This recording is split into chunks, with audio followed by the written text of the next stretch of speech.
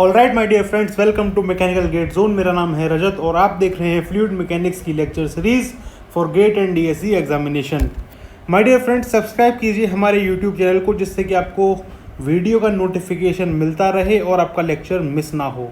साथ में अगर आपको सब्जेक्ट से रिलेटेड कोई भी क्वेरी या कोई भी डाउट है तो आप जुड़ सकते हैं हमारे टेलीग्राम चैनल पे, जिसका लिंक आपको ये दिया हुआ है। ठीक है, वहाँ पे हमारे और आपके बीच में कम्युनिकेशन होता है, टू वे कम्युनिकेशन, राइट। तो जितनी भी क्वेरी है, जितनी भी डाउट है, आप टेलीग्राम पे पूछ सकते हैं या फिर कमेंट सेक्शन में भी पूछ सकते हैं। ठीक है माय डियर, लास्ट लेक्चर में हमने स्टार्ट किया था नया unit, that is fluid kinematics, जिसमें हमने देखा था फ्लूइड काइनेमेटिक्स को डिस्क्राइब करने के लिए basically two types of approaches का इस्तेमाल किया गया, जिसमें एक था लैग्रेंजियन और एक था यूलेरियन।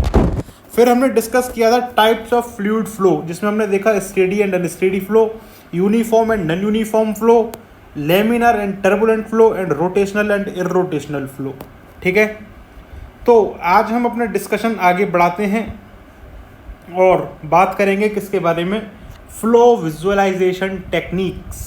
ठीक है, एक्चुअल में जो फ्लो हो रहा है उसको विजुअलाइज, उसको डायग्रामेटिकली रिप्रेजेंट करने की क्या क्या टेक्निक्स हैं, उसकी आज हम चर्चा करेंगे। ठीक है, तो देखिए, सबसे पहली technique number first, that is stream line. Stream line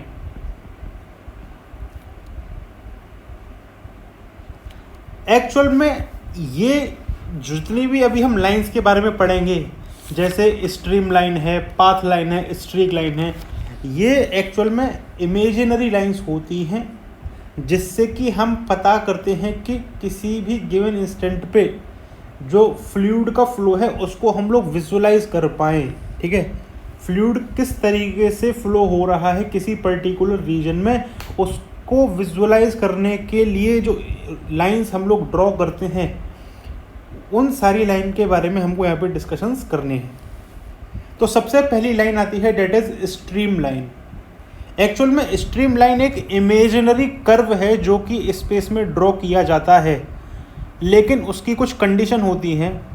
पहली ये कि कोई भी लाइन स्ट्रीम लाइन नहीं कहलाई जाएगी, वो स्ट्रीम लाइन तभी कहलाई जाएगी, कोई भी एक इमेजिनरी कर्व जो कि फ्लो फील्ड में ड्रॉ किया जाएगा वो स्ट्रीम लाइन तब ही कहलाया जाएगा, only when the tangent drawn to that curve at a given point will represent the direction of the velocity at that instant.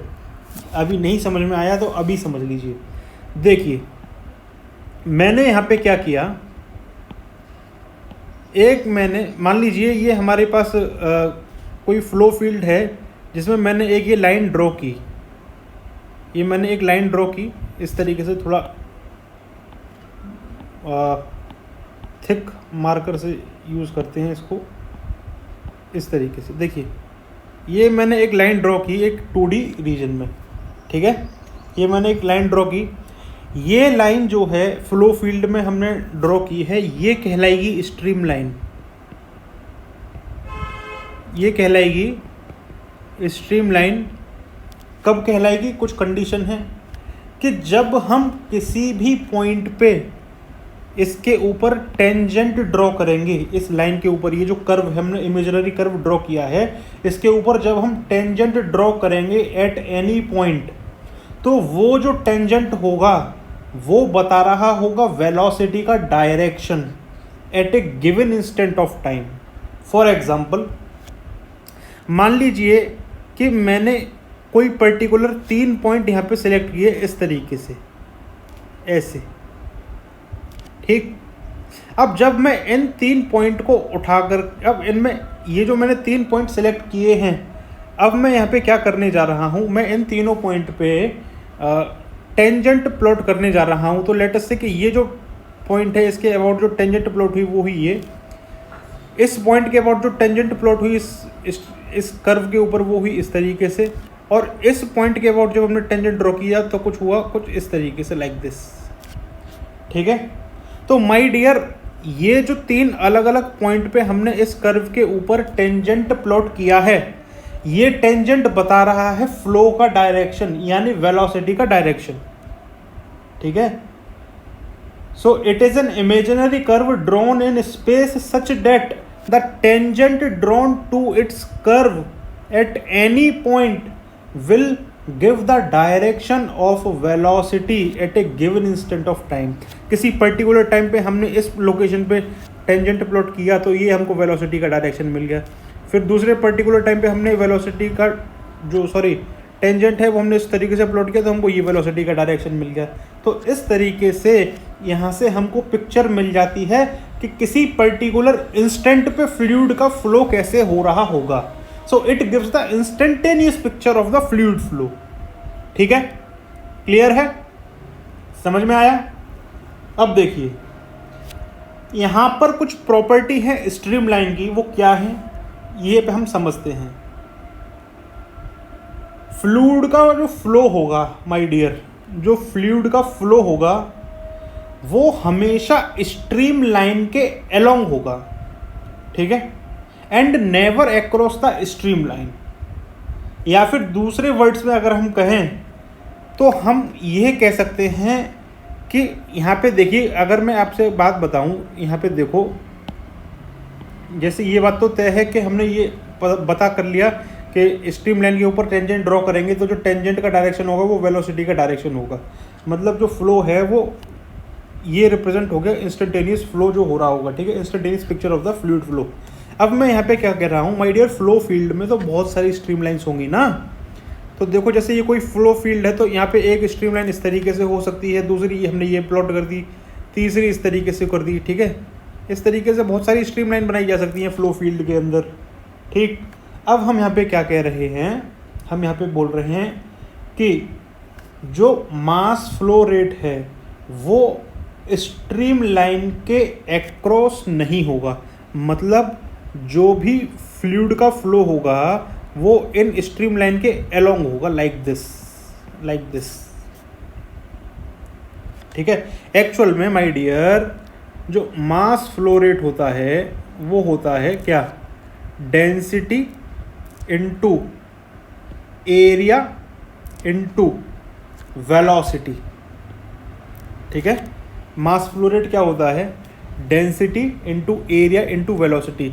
और ये जो मास फ्लो, देखो डेंसिटी का यूनिट क्या हुआ, केजी पर मीटर क्यूब। किस एरिया से वो फ्लूइड, जो पर्टिकुलर क्रॉस सेक्शनल एरिया जिससे वो फ्लूइड गुजर रहा है उसका area, that is metre square. और कितनी वेलोसिटी से निकल रहा है, that is metre per second.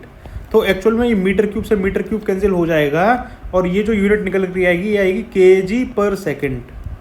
आप यहाँ पे समझिए, जब हमने स्ट्रीम लाइन की डेफिनेशन दी थी तो हमने कहा था ये एक इमेजिनरी कर्व है इस तरीके से कि जब हम किसी भी पॉइंट पे जब हम टेंजेंट ड्रॉ करेंगे तो वो टेंजेंट उसके ऊपर वेलोसिटी का डायरेक्शन देगी। ठीक है, तो इसका मतलब ये है कि जो फ्लूइड जो फ्लो हो रहा होगा, जो फ्लूइड फ्लो हो रहा होगा इस फ्लो फील्ड में, तो उसकी वेलोसिटी का direction will be the tangent of this stream line. Means ये होगा वेलोसिटी ऑफ फ्लूइड फ्लो, ये। ठीक है, क्लियर?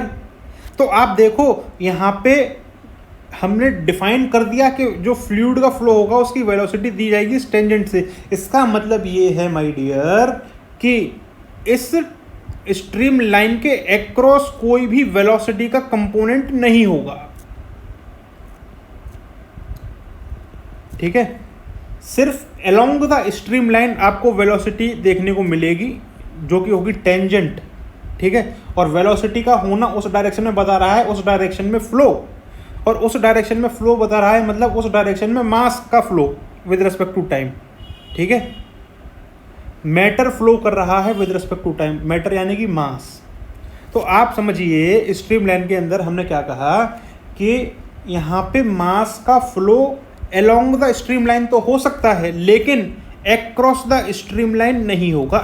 ऐसे कोई मास का फ्लो नहीं देखने को मिलेगा। ठीक, समझ में आ गई बात?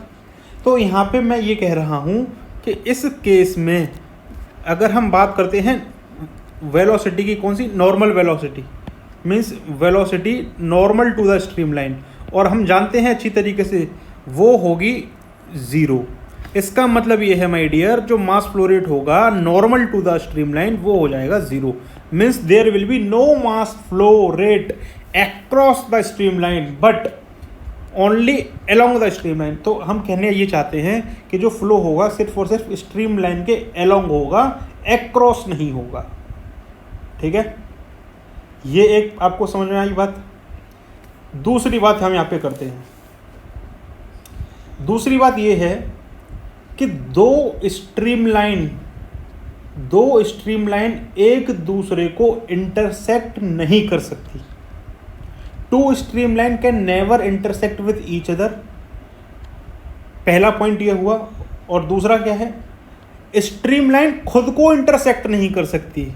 मतलब कहने का ये है, देखो कैसे, कि एक मान लो ये स्ट्रीमलाइन है जो मैंने फ्लो फील्ड में दिखा दी इस कलर से, लाइक दिस, और मैंने एक स्ट्रीमलाइन दिखा दिया रेड कलर से इस तरीके से इसी फ्लो फील्ड में। तो ये जो केस मैंने बनाया है ये केस पॉसिबल नहीं है, पहली बात। दूसरी बात, एक स्ट्रीमलाइन खुद को इंटरसेक्ट नहीं कर सकती। मीन्स ये दोनों केस वैलिड नहीं है। क्यों वैलिड नहीं है? इसके पीछे रीज़न जो है वो ये है कि जब आप इस पॉइंट की बात करोगे, इस पॉइंट की, it is point of the intersection, ये स्ट्रीमलाइन लेटस से S1, ये स्ट्रीमलाइन लेटस से S2। ठीक, जब आप इसके पॉइंट ऑफ इंटरसेक्शन की बात करोगे और मैं कह रहा हूं कि आप इसके पॉइंट ऑफ इंटरसेक्शन पे टेंजेंट ड्रॉ करो, तो देखो S2 का जो टेंजेंट होगा कुछ इस तरीके से देखने को मिलेगा और S1 का जो टेंजेंट होगा कुछ इस तरीके से देखने को मिलेगा। ठीक है, और ये बात आपको पता है, the tangent to the streamline represents the direction of the velocity. अब आप एक बात बताओ, यहाँ पे जो पार्टिकल होगा उसकी कुछ ना कुछ वेलोसिटी होगी, लेकिन उस वेलोसिटी के दो डायरेक्शन कैसे पॉसिबल हैं डियर? दो डायरेक्शन पॉसिबल नहीं है। इसका मतलब ये है कि ये केस है इम्पॉसिबल। ठीक, क्लियर, समझ में आ गया? Because at the point of intersection there will be the two velocity vectors, one this and another this one. तो ये पॉसिबल नहीं है। सेम कहानी माय डियर यहाँ पे भी आती है। यहाँ पे भी दो टेंजेंट ड्रॉ हो सकते हैं। समझ में आ रही बात? एक इस तरीके से, एक इस तरीके से। तो यहाँ पे भी यही कहानी है, तो ये वाला केस भी इम्पॉसिबल। तो इसलिए कह रहे हैं कि two streamline can never intersect with each other and neither a streamline can intersect with itself, because at the point of intersection there will be two velocity vectors which is impossible. Clear? समझ में आ गई बात? अब यहां पे हम समझते हैं क्या दूसरी बात।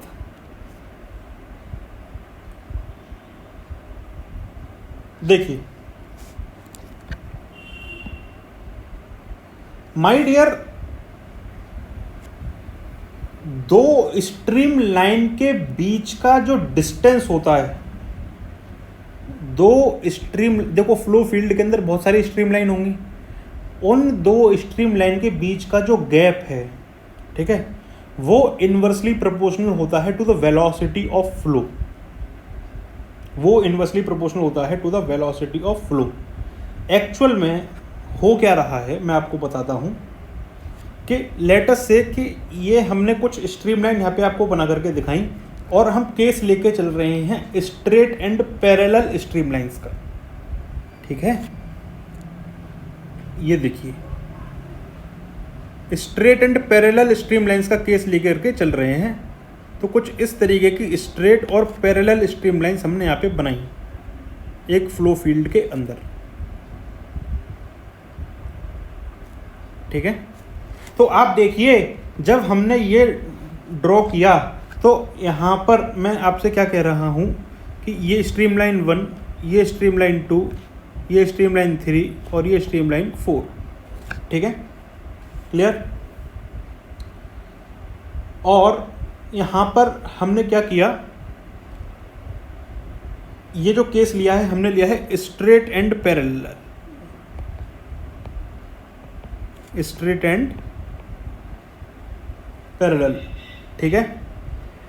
पहली बात मैंने आपको क्या बताया, जो डिस्टेंस है दो स्ट्रीम लाइंस के बीच में वो होता है inversely proportional to the velocity, वो होता है inversely proportional to the velocity, ठीक है।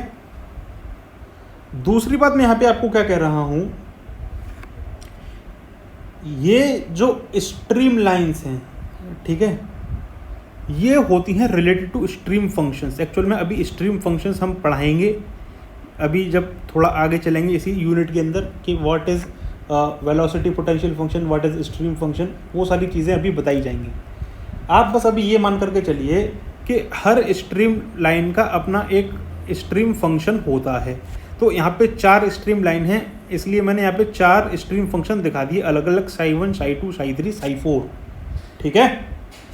अब यहाँ पर क्या हो रहा है कि डिफरेंस जो होता है दो स्ट्रीम फंक्शन के बीच में for a given stream lines, difference between the two stream functions for a given stream lines, मतलब अगर मैं ये वाली और ये वाली स्ट्रीम लाइन की बात करूं, ये वाली psi1 और ये वाली स्ट्रीम लाइन और ये वाली स्ट्रीम लाइन की अगर बात करूं, तो इनका जो स्ट्रीम फंक्शन है वो क्या है, psi1 और psi2, ठीक है, psi1 और psi2। तो इनका बीच का जो डिफरेंस है, इनके बीच का जो डिफरेंस है डेट इज लेट अस से psi1 माइनस psi2, ये देता है डिस्चार्ज पर यूनिट विड्थ। इसको मैं अभी प्रूफ भी करूंगा जब हम लोग पढ़ेंगे स्ट्रीम फंक्शंस को, ठीक है। स्ट्रीम फंक्शंस का फिजिकल सिग्निफिकेंस जब हम पढ़ेंगे स्ट्रीम फंक्शन को डिफाइन करने के बाद, तब मैं इस बात को प्रूफ कर दूंगा कि जो दो स्ट्रीम फंक्शन हैं उनका डिफरेंस जो होता है वो होता है डिस्चार्ज पर यूनिट विड्थ, ठीक है। माय डियर, यहाँ पे देखिए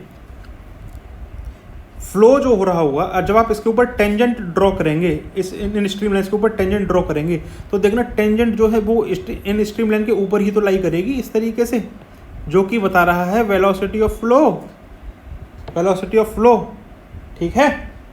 तो आप यहाँ पे देखिए कि हम यहाँ पे क्या बात कर रहे हैं, देखिए ये दो स्ट्रीम फंक्शंस हैं psi1 और psi2, इनके बीच का जो डिफरेंस होगा वो क्या हमको देगा, डिस्चार्ज पर यूनिट विड्थ देगा, ठीक है। डिस्चार्ज पर यूनिट विड्थ हमको देखने को मिलेगा। तो एक्चुअल में अगर हम बात करते हैं डिस्चार्ज की, ये जो डिस्चार्ज होता है माय डियर, ये होता है area into velocity, area into velocity, ये होता है डिस्चार्ज, जिसको वॉल्यूमेट्रिक डिस्चार्ज। एक्चुअल में एरिया क्या हो गया, मतलब कहने का ये है कि किसी पर्टिकुलर क्रॉस सेक्शन से, लेट अस से एरिया का डायमेंशन क्या होगा, मीटर स्क्वायर। इस पर्टिकुलर क्रॉस सेक्शन से जो फ्लूइड है वो कितनी रेट से फ्लो करेगा, जैसे 5 मीटर पर सेकंड की रेट से फ्लो कर रहा है या कोई भी वेलोसिटी हो सकती है, तो वो बता रहा है कि उस पर्टिकुलर क्रॉस सेक्शन से इतना amount of the fluid flow हो गया। जैसे अगर ये आपके पास क्या है, एक क्रॉस सेक्शन है पाइप का, लेट अस से 2 मीटर स्क्वायर का, और यहाँ से जो फ्लूइड का फ्लो हो रहा है वो हो रहा है 3 मीटर पर सेकंड की स्पीड से, तो जो वॉल्यूमेट्रिक डिस्चार्ज है वो होता है एरिया इंटू वेलोसिटी, तो वो हो गया कितना, 2 इंटू 3, क्योंकि एरिया 2 वेलोसिटी 3 हो गया 6 मीटर क्यूब पर सेकंड। इसका मतलब ये है कि इस क्रॉस सेक्शन से 1 सेकंड में 6 मीटर क्यूब जो लिक्विड है वो फ्लो हो जाएगा, ठीक, ये बात होती है। खैर मेरे को यहाँ पे इस बात से मतलब नहीं था कि इसका यूनिट क्या होता है, मैं आपको क्या बताना चाहता हूँ वो आप यहाँ पे देखिए। सबसे पहली बात यहाँ पे आप देखिए, जो डिस्चार्ज है वो दिया जाएगा दो स्ट्रीम फंक्शन के बीच का difference, date is psi1 minus psi2, ठीक है। और ये हो गया क्या, एरिया, और ये हो गया क्या, वेलोसिटी, ठीक। तो आप देखिए हम यहाँ पे क्या लिख सकते हैं, हम लिख सकते हैं वेलोसिटी को as psi1 minus psi2 divided by area, divided by area, ठीक है। इस केस के अंदर माय डियर ये जो एरिया है, अगर हम विड्थ को 1 ले लें तो माय डियर ये गैप ही तो मिला हमको एक्चुअल में। अगर हम इस विड्थ को 1 कंसीडर कर लें अंदर की तरफ, एरिया क्या है माय डियर, ये पर्टिकुलर गैप और इसके साथ में विड्थ, अगर हम विड्थ को कंसीडर कर लेते हैं एज अ यूनिट विड्थ, तो ये एरिया कुछ नहीं, ये इनके बीच का गैप ही तो बता रहा है, दो स्ट्रीम लाइन्स के बीच का गैप ही तो बता रहा है। समझ में आ रही है बात? तो आप यहाँ पे देखिए, इस केस के अंदर जब ये stream lines straight and parallel थी, तब माय डियर ये गैप क्या था? कांस्टेंट था। ये गैप क्या था? कांस्टेंट था। और जब ये गैप कांस्टेंट है, मतलब ये पूरा एरिया क्या है? कांस्टेंट। अब दो स्ट्रीम लाइन के बीच का जो डिफरेंस है ये बताता है डिस्चार्ज, जो कि एक फिक्स्ड वैल्यू होगी किसी पर्टिकुलर पॉइंट पे। ठीक है, ये हम साई 1 साई 2 किसी पर्टिकुलर पॉइंट की बात हम यहाँ पे करते हैं।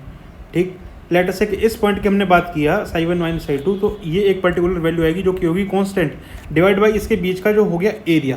तो ये हमको दे दिया क्या? वेलोसिटी। ये हमको क्या दे दिया? वेलोसिटी। अब आप यहाँ पे एक चीज़ देखो, ये जो एरिया है इसके बीच का, इनके बीच का जो गैप है वो फिक्स है, और ये भी क्या वैल्यू? फिक्स है। तो आप यहाँ पे देखो, जो वेलोसिटी ऑफ फ्लो है माय डियर, ये क्या है? कांस्टेंट है।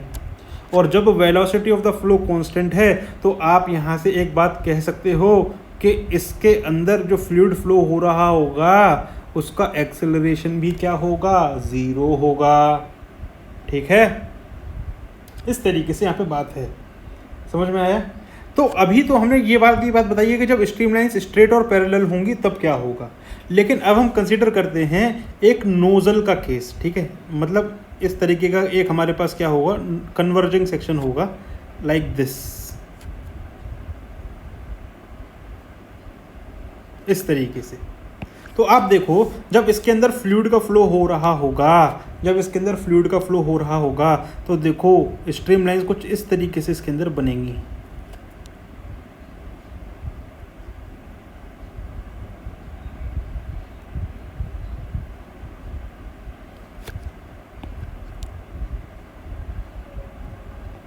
ठीक है, तो आप देखो ये स्ट्रीम लाइन्स हैं जो आपके यहाँ इस फ्लो फील्ड में देखने को मिली। ठीक, तो आप यहाँ पे देखना, जाहिर सी बात है, ये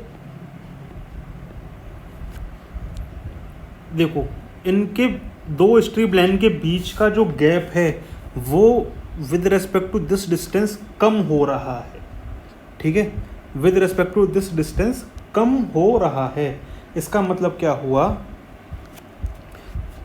ये देखो यहाँ पे डिफरेंस ज़्यादा है दो स्ट्रीम लाइन्स के बीच में, यहाँ दो स्ट्रीम लाइन्स के बीच का जो डिफरेंस है वो है कम। और आप यहाँ पे क्लियरली देख सकते हो, अगर ये डिफरेंस है कम, तो माय डियर जब ये फ्लूइड का फ्लो हो रहा होगा from this point two this point, तो इसकी वेलोसिटी माय डियर बढ़ रही होगी, इसकी वेलोसिटी बढ़ रही होगी। ठीक है, इसकी वेलोसिटी बढ़ रही होगी। और जब वेलोसिटी बढ़ रही है तो आप कह सकते हो एक्सेलरेशन होगा उस फ्लूइड के अंदर, फ्लूइड के पार्टिकल्स एक्सेलरेटेड मोशन में होंगे, जिसकी वजह से फ्लूइड की वेलोसिटी बढ़ रही है। आप यहाँ पे एक चीज़ देखिए, वेलोसिटी बढ़ रही है और साथ में स्ट्रीम लाइंस के बीच का जो गैप है ये डिक्रीज हो रहा है, जो कि मैंने यहाँ पे आपको बताया है। वेलोसिटी बढ़ेगी, डिस्टेंस दो स्ट्रीम लाइन के बीच में कम हो जाएगा। ठीक, और इसको हमने यहाँ से ऐसे भी देख लिया। क्लियर? तो इस बात को आप यहाँ पे समझिए। समझ में आ गई बात? क्लियर है? अब यहाँ पे हम समझते हैं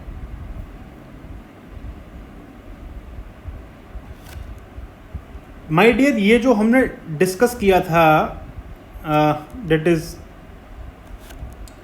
स्ट्रीम फंक्शन, ये किसी भी गिवन स्ट्रीम लाइन के अलोंग क्या रहता है? कांस्टेंट रहता है। मतलब ये जो स्ट्रीम लाइन है, ये जो पूरी स्ट्रीम लाइन है, इसके अलोंग एक कांस्टेंट स्ट्रीम फंक्शन वर्क करेगा, डेट इज साई 1। इसी तरीके से ये जो स्ट्रीम लाइन है इसके अलोंग पूरा कांस्टेंट स्ट्रीम फंक्शन वर्क करेगा, डेट इज साई 2। ठीक है, so along the stream line Sai remains constant. और आप देखो, जब साई रिमेन्स कांस्टेंट मतलब आप चाहें यहाँ से यहाँ का गैप यहाँ के लेकिन यहाँ तक का जो डिफरेंस होगा साई 1 माइनस साई 2, वो यहाँ भी सेम, यहाँ भी सेम, यहाँ भी सेम, यहाँ भी सेम। मतलब डिस्चार्ज क्या है? कांस्टेंट है पर यूनिट विड्थ। ठीक है, समझ में आ गई बात? तो इस तरीके से हम लोग यहाँ पे डिस्कशन करते हैं। क्लियर? Alright, okay. सो हमने एक चीज़ देख ली नीचे वाले केस में, यहाँ से हमने क्या देख लिया कि velocity of flow increases as the spacing between the streamline decreases. Clear? All right. तो अब हम क्या करते हैं कि इतना सब हमने पढ़ लिया, लेकिन फिर हमारे मन में एक क्वेश्चन आया, और वो ये कि क्या हम इस स्ट्रीम लाइन की मैथमेटिकल इक्वेशन ड्राइव कर सकते हैं क्या? आंसर है यस, हम कर सकते हैं। देखिए कैसे करेंगे। तो अब हम जो डेरिवेशन करने जा रहे हैं वो करने जा रहे हैं किसके बारे में? इक्वेशन ऑफ स्ट्रीमलाइन का यहाँ पे अब हम लोग बात करेंगे। ठीक है, सो देखिए equation of streamline. So we are going to discuss about the equation of streamline and let us see how we are going to drive this. ठीक है, my dear consider करो कि किसी फ्लो फील्ड के अंदर हमने क्या किया, एक फ्लूइड पार्टिकल को उठाया और उस फ्लूइड पार्टिकल की वेलोसिटी के बारे में हमने डिस्कशन किया, एंड लेट अस से जो एक्स एक्सिस थी उसके अलोंग जो फ्लूइड पार्टिकल का वेलोसिटी था वो था u, और इसको हमने रिप्रेजेंट कर दिया एक्स एक्सिस के अलोंग आई कैप के साथ। इसी तरीके से अलोंग द वाई एक्सिस जो फ्लूइड पार्टिकल का वेलोसिटी था वो था v, और ये हो गया हमारे पास जे एक्सिस जे कैप के साथ, मतलब along the Y axis, plus z axis के अबाउट जो फ्लूइड का वेलोसिटी का कंपोनेंट था, इस फ्लूइड पार्टिकल की वेलोसिटी का कंपोनेंट था वो था हमने w से रिप्रेजेंट किया, और ये हो गया अलोंग द k कैप। ठीक है, where u v w are the component of the velocity of this fluid particle in x y and z direction respectively. तो आप देखिए ये हमारे पास क्या है, वेलोसिटी वेक्टर है ऑफ अ फ्लूइड पार्टिकल। तो अगर हम यहाँ पे इसका रिजल्टेंट देखना चाहें तो हम रिजल्टेंट देख सकते हैं like this, v is equals to under root of u square plus v square plus w square. ठीक है, सिंपल मैथमेटिक्स। क्लियर? तो आप यहाँ पे एक चीज़ देखिए, ये जो वेलोसिटी है ये क्या है, फंक्शन है किसका? स्पेस एंड टाइम का। इसका मतलब माय डियर ये हुआ कि इसके अंदर x कंपोनेंट, y कंपोनेंट और z कंपोनेंट ये भी फंक्शन होंगे किसका? स्पेस का और टाइम का। ठीक है, तो इतनी बात आपको यहाँ पे समझ में आनी चाहिए कि हमने ये कंसीडरेशन किया है। अब माय डियर जिस फ्लूइड पार्टिकल की हम बात कर रहे हैं, लेट अस से वो इस स्ट्रीम लाइन को फॉलो कर रहा है लाइक दिस। ठीक है, क्लियर? तो ये हमने क्या कर लिया, ये एक स्ट्रीम लाइन को कंसीडर कर लिया,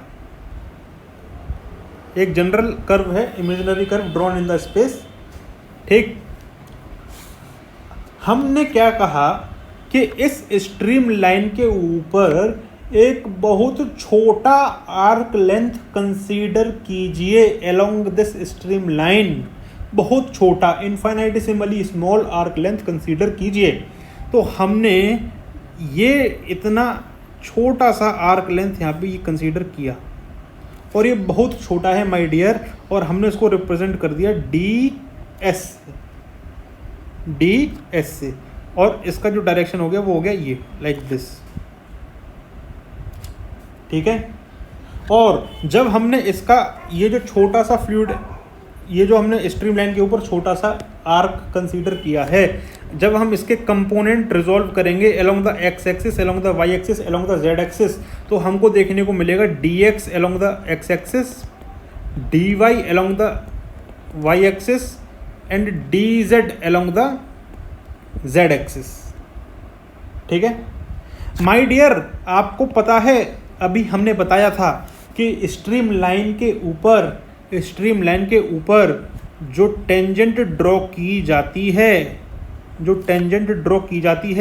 वो बताती है वेलोसिटी वेक्टर का डायरेक्शन। तो ये हमने टेंजेंट ड्रॉ की और ये बता रही है वेलोसिटी वेक्टर का डायरेक्शन। ठीक है, so this arc length can be treated as a tangent. My dear, ये बहुत छोटा सा है, बहुत छोटा सा पोर्शन है, तो इसको एज अ टेंजेंट ट्रीट कर सकते हैं। This arc length can be treated as a tangent on this imaginary curve, that is the streamline. So this arc length can be treated as a tangent to this streamline, and this is collinear to this velocity vector v. This is collinear to the velocity vector v. और आप लोगों को बहुत अच्छी तरीके से पता है, अगर दो वेक्टर कोलिनियर होते हैं तो उनका cross product my dear zero होता है. पता है, मतलब कहने का ये है कि एक वेक्टर है a और दूसरा वेक्टर है b, जब इनका क्रॉस प्रोडक्ट करते हैं तो माय डियर ये निकल कर क्या आता है, mod a mod b sin theta, ये निकल कर क्या आता है. और अगर ये दोनों कोलिनियर हैं, where theta is the angle between a and b, अगर ये दोनों कोलिनियर है तो माय डियर sin थीटा मतलब sin zero will be zero, तो you will get a cross b will be zero. ठीक है, तो हमने यहाँ पे क्या कहा कि जाहिर सी बात है कि वेलोसिटी वेक्टर भी जो होगा वो होगा u I cap plus we J cap plus W के कैप. तो यहाँ पे देखिए ये दोनों क्या हैं, कोलिनियर हैं, तो हम यहाँ पे कह सकते हैं कि ये इनका जो क्रॉस प्रोडक्ट होगा वो क्या होगा, ज़ीरो होगा.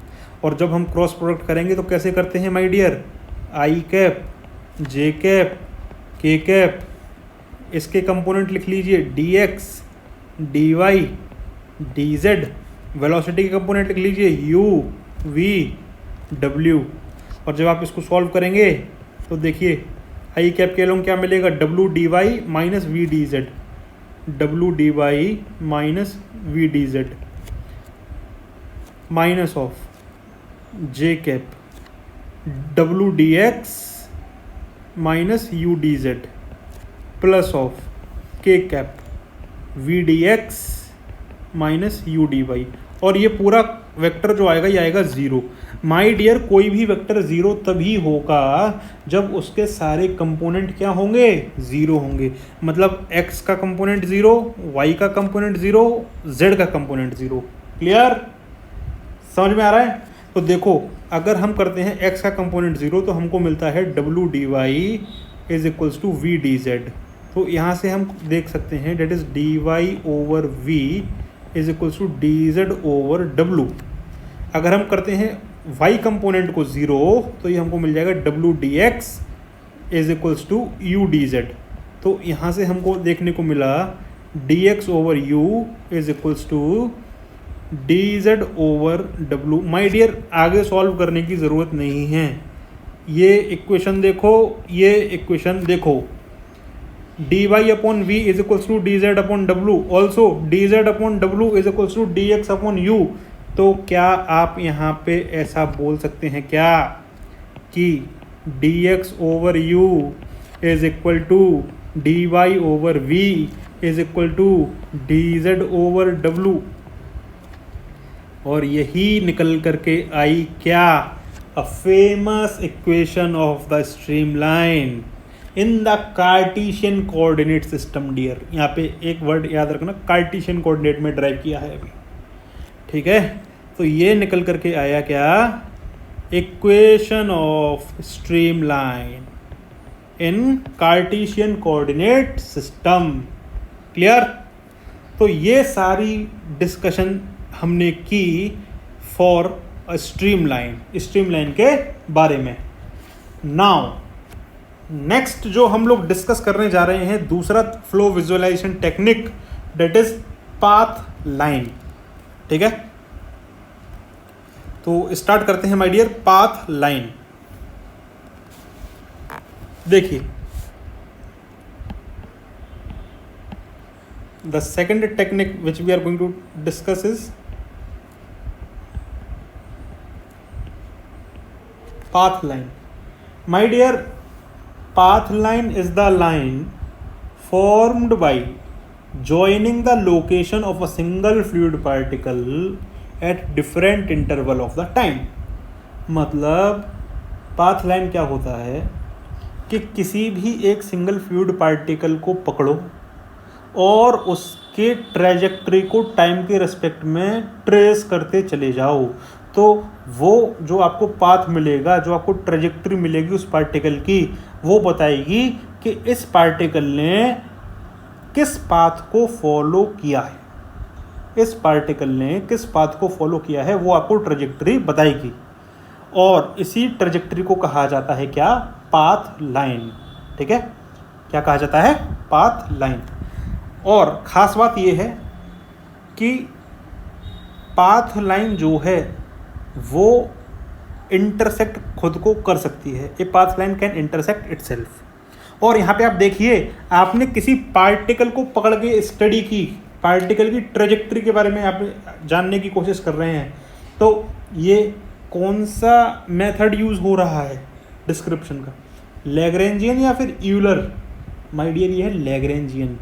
पार्टिकल को पकड़ के स्टडी करना कहलाता है लैग्रेंजियन डिस्क्रिप्शन, कल बताया था।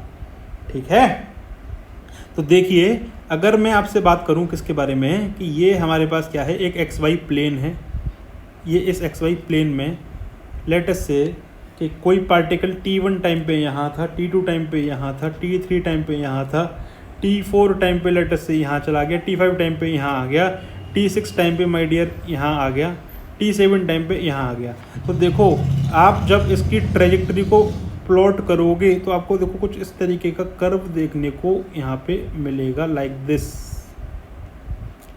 ठीक है, तो लेट अस से t1 टाइम पे यहाँ था, t2 पे यहाँ था, t3 पे यहाँ, t4 पे यहाँ, t5 पे यहाँ, t6 पे यहाँ, t7 पे यहाँ। तो आपने क्या किया, ये ट्रेजेक्टरी जो आपने प्लॉट की है, ये किसी पार्टिकल की प्लॉट की है, और ये ट्रेजेक्टरी क्या बता रही है कि उसने कौन से पाथ को फॉलो किया during the flow.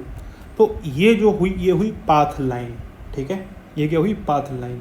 So path line can intersect itself, ये path line can intersect itself. Clear, path line देखो एक इसको अपने आप को इंटरसेक्ट कर सकती है। ठीक है, समझ में आ रहा है बात? देखिए, अब हम यहाँ पे डिस्कस करने जा रहे हैं next line, that is streak line. Streak line, अब समझते हैं स्ट्रीक लाइन क्या होती है। My dear, streak line is the line formed by joining the location of the different fluid particles originating from a fixed location at a given instant of time। क्या बोल दिया, समझ नहीं आया तो यहाँ पे डायग्राम देखो जो मैं यहाँ पे बनाने जा रहा हूँ। देखो,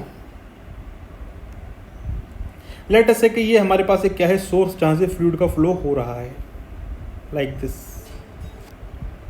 ठीक, माय डियर, यहाँ से जो पहला पाथ, यहाँ से हमने क्या बनाया, एक पहले फ्लूइड की हमने एक पार्टिकल को उठाया और उस पार्टिकल की ट्रेजेक्टरी को हमने टाइम के साथ प्लॉट किया। तो हमने देखा कि ये जो है कुछ इस तरीके के पाथ को फॉलो कर रहा है, लाइक दिस। ठीक है, तो माय डियर, लेट अस से t1 टाइम पे ये पार्टिकल यहाँ आया, t2 टाइम पे ये पार्टिकल यहाँ आया, और t3 टाइम पे पार्टिकल ये यहाँ आया। इसी तरीके से माय डियर, हमने दूसरे पार्टिकल को उठाया और हमने देखा कि वो जो है कुछ इस तरीके की ट्रेजेक्टरी को फॉलो कर रहा है विद रिस्पेक्ट टू टाइम। और हमने देखा कि t1 टाइम पे ये पार्टिकल यहाँ आया, t2 टाइम पे ये पार्टिकल यहाँ आया, और t3 टाइम पे ये पार्टिकल यहाँ आया। फिर हमने कहा कि ठीक है, एक और देखते हैं। हमने एक और फ्लूइड पार्टिकल को उठा करके देखा और लेट अस से कि उसका जो ट्रेजेक्टरी था वो कुछ इस तरीके का ट्रेजेक्टरी हमको देखने को मिला, इस तरीके से, लाइक दिस। और हमने देखा कि t1 टाइम पे ये पार्टिकल यहाँ था, t2 टाइम पे ये पार्टिकल यहाँ था, t3 टाइम पे ये पार्टिकल यहाँ था। इस तरीके से हमने यहाँ पे देख लिया। तो हम यहाँ पे क्या कह रहे हैं, स्ट्रीक लाइन को समझिए। ये हमने क्या बनाई है माय डियर, ये है पाथ लाइन्स। ये है path line of this particle, ये भी है क्या पाथ लाइन, और ये भी है क्या पाथ लाइन। ये अलग अलग फ्लूइड पार्टिकल की पाथ लाइन।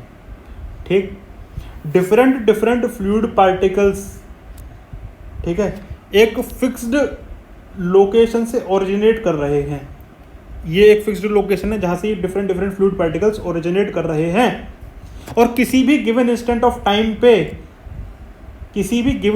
टाइम पे उन पार्टिकल की लोकेशन को प्लॉट किया जाए bye joining them, a streak line is formed.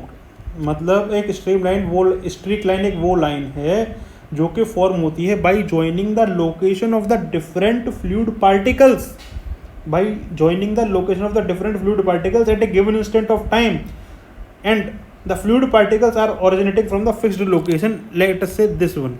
और किसी टाइम लेट अस से t3 पे हम इन फ्लूइड पार्टिकल्स की जो लोकेशन है इनको ज्वाइन करते हुए एक लाइन बना रहे हैं। तो देखो t3 टाइम पे मैं एक लाइन बनाऊं अगर, तो देखो t3 लाइन पे अगर मैं एक लाइन ड्रॉ करूं t3 टाइम पे, तो देखो कुछ इस तरीके की लाइन मेरे को यहाँ पे ये मिलती हुई नज़र आएगी, लाइक दिस। ये देखो, तो ये क्या है, यही है क्या, स्ट्रीक लाइन। ये क्या है, स्ट्रीक लाइन। ये एक रिप्रेजेंटेशन का तरीका है और कुछ नहीं है, ठीक है। इसी तरीके से माय डियर, अगर कोई बोले कि t2 टाइम पे मुझे बताओ स्ट्रीक लाइन कैसे बनेगी, तो देखो t2 टाइम पे ये जो पार्टिकल्स थे फ्लूइड के कहाँ थे, इन लोकेशंस पे थे, तो इन लोकेशन से पास करती हुई एक लाइन बना दो और ये हमको क्या मिल जाएगा, streak line at time t2। ठीक, इसी तरीके से streak line at time t1 हमको कुछ इस तरीके से देखने को मिल जाएगा, ठीक है। समझ में आ गई बात। तो यहाँ पे बात आती है क्या कि पाथ लाइन और स्ट्रीक लाइन को हम प्लॉट कर सकते हैं, लेकिन माय डियर ये जो स्ट्रीम लाइन है ये होता है इमेजिनरी कर्व, ठीक है। स्ट्रीम लाइन को आप प्लॉट नहीं कर सकते फ्लूइड में, ठीक है। स्ट्रीम लाइंस को प्रैक्टिकली फ्लूइड फ्लो में प्लॉट नहीं किया जा सकता। आप स्ट्रीक लाइन को प्लॉट करिए चलेगा, पाथ लाइन को प्लॉट कर सकते हैं, बिल्कुल कर सकते हैं, लेकिन आप स्ट्रीम लाइन प्लॉट नहीं कर सकते। आपने पढ़ा होगा यार, रेनॉल्ड्स एक्सपेरिमेंट पढ़ा होगा, कॉलेज में एक्सपेरिमेंट किया होगा। क्या करते थे, पाइप के अंदर एक इंजेक्टर लगा होता था इस तरीके से, है ना, पाइप के अंदर इंजेक्टर लगा होता था इस तरीके से, और इसके अंदर से क्या होता, जो वो वाला एक्सपेरिमेंट जो लेमिनार से टर्बुलेंट में याद आ रहा हो, अगर आपके स्कूल में एपरेटस हो कॉलेज में, तो आप क्या करते थे, यहाँ पे डाई इंजेक्ट करते थे, पिंक कलर की एक डाई होती थी, वो इंजेक्ट करते थे, ठीक है। और वो जो डाई थी वो इसके अंदर एक पूरा पाथ ट्रेवर्स करती थी। तो एक्चुअल में इसी तरीके से हम लोग अलग अलग लोकेशंस पे अगर हम लोग क्या करेंगे, इंजेक्ट करेंगे, तो हमको क्या मिलेगा माय डियर, ये एक इंडिविजुअल क्या है, ये पाथ लाइन को रिप्रेजेंट कर रही है, ठीक है। इसी तरीके से अलग अलग लोकेशन पे प्लॉट करते इंजेक्ट करना, तो आपको फ्लो क्या, आपको पिक्चर, आपको विजुअलाइजेशन होने लगेगा कि कैसे फ्लो हो रहा है। उसमें एकदम वेवीनेस भी आपको देखने को मिलती है। जब आप देखेंगे उसका फ्लो का वेलोसिटी बढ़ा करके, तो आप देखना ये बिल्कुल वेवीनेस ही आपको देखने को मिलेगी, वेवीनेस जो होगी उसकी डाई की जो फ्लो की, ठीक है। तो इस तरीके से हम लोग पता कर सकते हैं। लेकिन यार ये जो स्ट्रीम लाइन का कंसेप्ट है ना, वो एक इमेजिनरी कंसेप्ट है। बाद बाकी पाथ लाइन और स्ट्रीक लाइन ये दोनों जो हैं ये प्लॉट की जा सकती हैं, ठीक है। अब हम बात करते हैं किसके बारे में, स्टेडी फ्लो के बारे में। स्टेडी फ्लो के बारे में हम लोग बात करते हैं। स्टेडी फ्लो क्या होता है कि किसी भी गिवन स्पेस पे विद रिस्पेक्ट टू टाइम जो फ्लो का वेलोसिटी है, लेट अस से वेलोसिटी की बात कर लेते हैं, जो फ्लो का वेलोसिटी है वो चेंज ना हो, ठीक है, उसको कहते हैं स्टेडी फ्लो। समझ में आ रही बात। कहने का मतलब ये है, अगर हम बात करते हैं कि स्टेडी फ्लो की, तो लेट अस से कि ये हमारे पास क्या है, एक सोर्स है जहाँ से फ्लूइड का फ्लो हो रहा है, ठीक है। तो माय डियर यहाँ से ये जो पार्टिकल था, पार्टिकल नंबर ए, इसने अपना ये ट्रेजेक्टरी को कवर किया, और हम बात कर रहे हैं स्टेडी फ्लो की, ठीक। स्टेडी फ्लो यानी कि with respect to time velocity में कोई चेंज नहीं आए एट ए गिवन स्पेस, उसे कहते हैं क्या, वेलोसिटी का किसी भी फ्लो फील्ड में फ्लो, किसी भी फ्लो प्रॉपर्टी में चेंज नहीं आना चाहिए with respect to time at a given space, उसको कहते हैं स्टेडी फ्लो। तो ये देखिए यहाँ पे जैसे अगर वेलोसिटी की बात करें तो ये क्या होना चाहिए, ये होना चाहिए ज़ीरो, ये क्या होना चाहिए, ज़ीरो। अब वेलोसिटी में कोई चेंज नहीं आए, मतलब अब वेलोसिटी जो है माय डियर वेक्टर क्वांटिटी है, इसके अंदर मैग्नीट्यूड भी होगा और डायरेक्शन भी होगी। अगर इसमें से एक भी चीज़ चेंज हो गई तो माय डियर वेलोसिटी वेक्टर पूरा चेंज हो जाएगा। समझ में आ रही बात। तो कहने का मतलब ये है, अगर वेलोसिटी में चेंज नहीं लाना चाहते, मतलब उसकी वेलोसिटी के मैग्नीट्यूड तो कांस्टेंट हो ही हो और डायरेक्शन भी कांस्टेंट हो, डायरेक्शन भी कांस्टेंट हो, मतलब एक फिक्स्ड डायरेक्शन को फॉलो करता हुआ ये जो पॉइंट ए है ये जाना चाहिए। ठीक है, समझ में आ रही बात। और आपको जानते हो कि कोई भी कर्व के ऊपर कोई भी पार्टिकल जब ट्रेवल करता है तो माय डियर हर पॉइंट पे उसकी वेलोसिटी का डायरेक्शन चेंज होता है और वो होता है अलोंग द टेंजेंट, जैसा कि हमने स्ट्रीमलाइन में देखा था। लेकिन इस केस के अंदर अगर ऐसा हो गया तो ये आपका क्या नहीं रहेगा, ये क्या नहीं रहेगा, ये आपका क्या नहीं रहेगा विद रिस्पेक्ट टू टाइम, ये आपका फिक्स जीरो नहीं हो पाएगा ये वाला डेरिवेशन, ये वाला डेरिवेटिव। ठीक है, तो इसीलिए ये नेसेसरी है कि इसको जो है स्ट्रेट लाइन फॉलो करना ही करना है। देखो इस तरीके से सीधा सीधा जाएगा लाइक दिस। इसी तरीके से माय डियर इसके पीछे एक दूसरा पार्टिकल होगा बी, वो भी इसको ऐसे फॉलो करेगा पीछे पीछे पीछे पीछे। इसी तरीके से तीसरा पार्टिकल होगा इसका, इसके पीछे सी, वो भी इसी लाइन को फॉलो करेगा माय डियर, इसी लाइन को फॉलो करेगा। तो आप देखना ये हमारे पास आया पॉइंट नंबर ए, ये हमारे पास आया पॉइंट नंबर बी, और ये हमारे पास आया पार्टिकल नंबर सी। ठीक, इस तरीके से फ्लो हो रहा था माय डियर। यहाँ पे समझिए, वो मैं यहाँ पे आपको क्या बताना चाहता हूँ। पार्टिकल ए ने ये लाइन ट्रेवल की जो कि उसका पाथ लाइन थी, पार्टिकल बी ने फिर से यही लाइन ट्रेवल की जो कि इसका पाथ लाइन थी, पार्टिकल सी ने यही लाइन ट्रेवल की जो कि सी का पाथ लाइन थी। इसका मतलब ये है कि स्टेडी फ्लो के केस में पाथ लाइन जो होगी वो तीनों पार्टिकल की सेम होगी। दूसरी बात, स्ट्रीमलाइन भी इनका यही होगा माय डियर। समझ में आ रही बात, क्यों होगा यही? इसके ऊपर वेलोसिटी का वेक्टर डाल के देखो, टेंजेंट टू दिस, देखो एक ही बात बताई जा रही है। देखो फिर से वही ऊपर जो डिस्कशन किया था, कहाँ पे, यहाँ पे, ये वाला डिस्कशन वही तो है। ठीक है, तो यहाँ पे स्ट्रीम लाइन भी इन तीनों पार्टिकल की क्या है, यही वाली है जो ये फॉलो कर रहे हैं। अब हम बात करते हैं स्ट्रीक लाइन की। स्ट्रीक लाइन क्या होता है, किसी भी गिवन टाइम पे let's say particle number A यहाँ था, पार्टिकल नंबर बी यहाँ था, पार्टिकल नंबर सी यहाँ था, इनकी लोकेशन को जोड़ते हुए एक लाइन बनानी है, तो इसी के ऊपर तो भी प्लॉट हो जाएगी वो। तो ये हमारी आ गई क्या, स्ट्रीक लाइन। तो आप देखो स्टेडी फ्लो के केस के अंदर पाथ लाइन, स्ट्रीम लाइन और स्ट्रीक लाइन क्या कर रही हैं, कोइंसाइड कर रही हैं। और क्या, कौन सा केस है ये, स्टेडी फ्लो। ठीक है जी, समझ में आ गया। और अनस्टेडी के केस में कोइंसाइड नहीं करेंगी, सीधी सी बात है। तो इस तरीके से हम लोगों ने फ्लो विजुअलाइजेशन टेक्निक्स के बारे में समझ लिया है। अब माय डियर हम डिस्कस करने जा रहे हैं नेक्स्ट पोर्शन, जो कि है बहुत ही ज़्यादा इम्पोर्टेंट अपने आप में, और वो है कंजर्वेशन ऑफ मास इक्वेशन, या फिर कह लीजिए कंटिन्यूटी इक्वेशन। ठीक है, कंटिन्यूटी इक्वेशन या फिर कंजर्वेशन ऑफ मास इक्वेशन। ठीक, और यहाँ से कुछ इंपॉर्टेंट डिडक्शंस भी निकलेंगे, बहुत ही ज़्यादा मज़ा आने वाला है अभी आने वाले कुछ ही मिनटों में। समझिए इस बात को, कुछ इंपॉर्टेंट हम लोग डिडक्शंस करेंगे उस इक्वेशन को देखते हुए। ठीक है, मज़ा आएगा अभी। तो स्टार्ट करते हैं my dear, continuity equation that is conservation of mass equation. तो स्टार्ट करते हैं my dear conservation of mass equation के बारे में डिस्कशन। ठीक है, देखिए so we are going to start about the discussion of conservation of mass.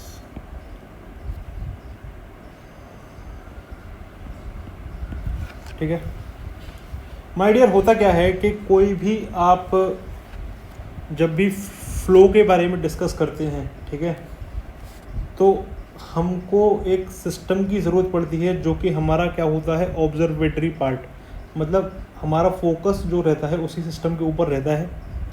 तो एक्चुअल में जब भी फ्लूइड के फ्लो की बात होती है तो जाहिर सी बात है कि फ्लूइड का फ्लो है तो क्लोज्ड सिस्टम नहीं होता है। ठीक है, क्लोज्ड सिस्टम नहीं ले सकते, तो जाहिर सी बात है हमको एक कंट्रोल वॉल्यूम की स्टडी करनी पड़ेगी। मतलब एक हम इमेजिनरी स्पेस को फिक्स कर लेंगे एक इमेजिनरी स्पेस को फिक्स कर लेंगे जिसके एक्रॉस मास का फ्लो हो रहा होगा। ठीक है, तो मैंने एक स्पेस में जहाँ पे फ्लूइड का फ्लो हो रहा था वहाँ पे मैंने एक स्पेस को डिफाइन कर लिया जिसको हमने बोला क्या, कंट्रोल वॉल्यूम। ठीक है, ये क्या हो गया, ये हमारे पास क्या हो गया, कंट्रोल वॉल्यूम। और ये जो बाउंड्री है जो कि कंट्रोल वॉल्यूम को, जो कि हमारा अटेंशन फोकस्ड वाला एरिया है जिस पर हमको फोकस करना है अपना अटेंशन, उसको बाकी के सराउंडिंग से ये जो अलग कर देती है इसको कहते हैं कंट्रोल सरफेस। ठीक, और माय डियर इस कंट्रोल सरफेस के एक्रॉस मास का फ्लो हो सकता है। ठीक है, तो लेट अस से कि मास का जो फ्लो हो रहा है इनसाइड दिस कंट्रोल वॉल्यूम वो हो रहा है एम आई डॉट से, means M I dot represent the mass flow rate entering inside the control volume. ठीक है, दूसरी बात क्या है कि अगर हम देखें जो मास एग्जिट कर रहा है इस कंट्रोल वॉल्यूम से उसको हमने रिप्रेजेंट कर दिया एम ई डॉट से, means M E dot represents the rate at which the mass is flowing out of this control volume. ठीक है, क्लियर। अब यहाँ पे एक बात आती है कि प्रोसेस जो है, जो फ्लो है हमारा कैसा है, स्टेडी है या अनस्टेडी है। ठीक है, स्टेडी फ्लो है या अनस्टेडी फ्लो है, ये बात हमको यहाँ पे करनी है। अब यहाँ पे समझिए कि लेट अस से जो मास टाइम के साथ इस कंट्रोल वॉल्यूम में एक्यूमुलेट हो रहा है उसको हमने रिप्रेजेंट कर दिया एम एस टी डॉट से। M S T dot represents the accumulation of mass within the control volume. समझ में आ रही बात। एक एग्जाम्पल आप यहाँ पे समझो, और वो क्या है, यहाँ देखो कि लेट अस से 1 सेकंड में इस कंट्रोल वॉल्यूम के अंदर 3 kg एयर जो है जा रही है, लेकिन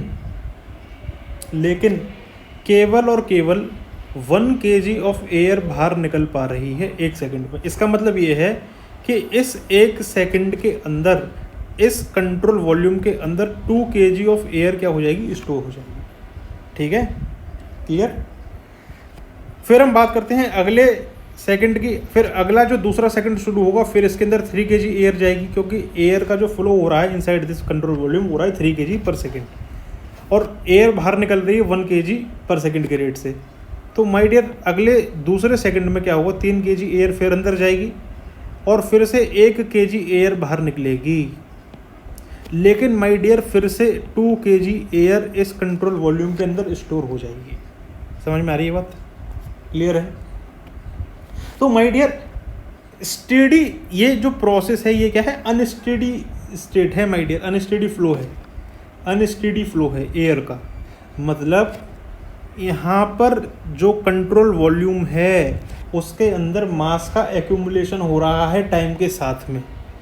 ठीक है, तो अगर हम चाहते हैं कि जो फ्लो हो हमारा स्टेडी फ्लो हो, तो हम ये चाहते हैं कि स्टेडी फ्लो के अंदर ये कंडीशन है कि मास का एक्यूमुलेशन कंट्रोल वॉल्यूम के अंदर होना चाहिए 0।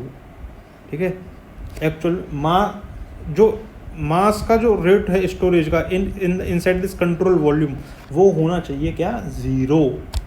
मतलब कहने का ये है, अगर हम इन जनरल बात करते हैं, एक जनरल केस लेकर के, let us say M I is the mass entering rate inside the control volume और M E is the rate at which the mass is leaving the control volume. तो ये जो डिफरेंस होगा ये होगा the rate at which mass is stored within the control volume. ये होगा mass stored within the rate at which mass is getting stored within the control volume. ठीक है, समझ में आया। तो आप यहाँ पे देखो कि जितना मास आ रहा है उतना जा नहीं पा रहा है, इसका मतलब थोड़ा सा मास इस कंट्रोल वॉल्यूम के अंदर इकट्ठा हो जा रहा है। ठीक, तो मतलब यहाँ पे क्या है, मास का कंजर्वेशन यहाँ पे नहीं हो पा रहा है, ठीक है। तो एक्चुअल में हम यहाँ पे क्या कर रहे हैं, स्टेडी स्टेट की जब हम बात करेंगे तो स्टेडी स्टेट के केस में माय डियर जो एक्यूमुलेशन ऑफ मास होगा with in the control volume वो हो जाएगा 0। और उस कंडीशन में आप देखना जितना मास एंट्री करेगा उतना ही मास एग्जिट करेगा फ्रॉम द कंट्रोल वॉल्यूम, ठीक है। मतलब 3 kg पर सेकेंड के रेट से आया और 3 kg पर सेकेंड के रेट से गया, कोई भी एक्यूमुलेशन मास का नहीं हुआ इस कंट्रोल वॉल्यूम के अंदर। तो इसको हम लोग कहते हैं कंजर्वेशन ऑफ मास, ठीक है। समझ में आई बात, क्लियर है। अब यहाँ पे एक बात और समझिए, और वो ये कि अगर मैं बात करूँ मास फ्लो रेट के बारे में, मास फ्लो रेट के बारे में, तो ये जो मास फ्लो रेट होता है माय डियर, एक्चुअल में इसकी जो यूनिट निकल करके आती है वो आती है केजी पर सेकेंड। मतलब 1 सेकेंड में कितना केजी मास फ्लो हो रहा है फ्रॉम अ गिवन सेक्शन, यही तो होता है मास फ्लो रेट। तो एक्चुअल में हम लोग मास को क्या लिख सकते हैं my dear, density into volume. लेकिन माय डियर डेंसिटी तो चेंज हो नहीं सकती फ्लूइड की विद रिस्पेक्ट टू टाइम, अगर हम ट्रीट करके चल रहे हैं एज इनकम्प्रेसिबल फ्लूइड, ठीक है। अगर हम ट्रीट करके चल रहे हैं विद इनकम्प्रेसिबल फ्लूइड तो ये density can not be change with respect to time, otherwise the flow will become incompressible, sorry, otherwise the flow will become compressible, but we are treating incompressible flow, ठीक। तो यहाँ पर ये volume change होगा क्योंकि mass change हो रहा है, मतलब इसकी यूनिट केजी पर सेकंड है और मास होता है डेंसिटी इनटू वॉल्यूम जिसकी यूनिट होती है सिंपल केजी। मतलब ये डेंसिटी चेंज नहीं हो सकता, तो माय डियर वॉल्यूम जो है टाइम के साथ चेंज होगा। और फिर with respect to fixed cross section, let us से इतना लेंथ है इस फ्लूइड का, लेट अस से कि ये जो पाइप है इस पाइप का क्रॉस सेक्शन एरिया है ए, इस पाइप का क्रॉस सेक्शन एरिया है ए, और इसमें इतने लेंथ तक पूरा फ्लूइड भरा हुआ है, ठीक है। अब जैसे ही ये इस पाइप से फ्लूइड आना बाहर चालू हुआ, when the fluid starts to coming out from this pipe, तो आप देखो ये इस क्रॉस सेक्शन से निकलता हुआ जाएगा। मतलब कहने का ये है कि फ्लूइड का ये वाला लेंथ जो है, ये वाला लेंथ ये चेंज हो रहा है टाइम के साथ में। फ्लूइड जो है इसके अंदर along the length wise change हो रहा है ना, इस पूरे क्रॉस सेक्शन एरिया से पास होगा। तो इसको हम लिख सकते हैं density into area of this cross section A, लेकिन ये जो लेंथ है ये टाइम के साथ में चेंज हो रही है, मतलब इसको हम लिख सकते हैं dx/dt for a given change, और ये क्या हो जाएगा वेलोसिटी। तो आप देखो ये dx/dt is nothing but velocity. तो area into density into velocity is representing the mass flow rate, it representing the mass flow rate। समझ में आई बात, क्लियर। तो ये तो मैंने ओवरव्यू दिया कि कैसे हम लोग कंजर्वेशन ऑफ मास को समझ सकते हैं इन अ जनरलाइज्ड मैनर। लेकिन अब हम यहाँ पे ड्राइव करने जा रहे हैं generalized continuity equation in Cartesian coordinate system. देखिए जब हम कंटिन्यूटी इक्वेशन को कार्टेशियन कोऑर्डिनेट सिस्टम में अंदर कंसीडर करेंगे, ड्राइव करने की कोशिश करेंगे, तो मेरे को क्या चाहिए, मेरे को चाहिए एक 3 डायमेंशनल एक्सिस।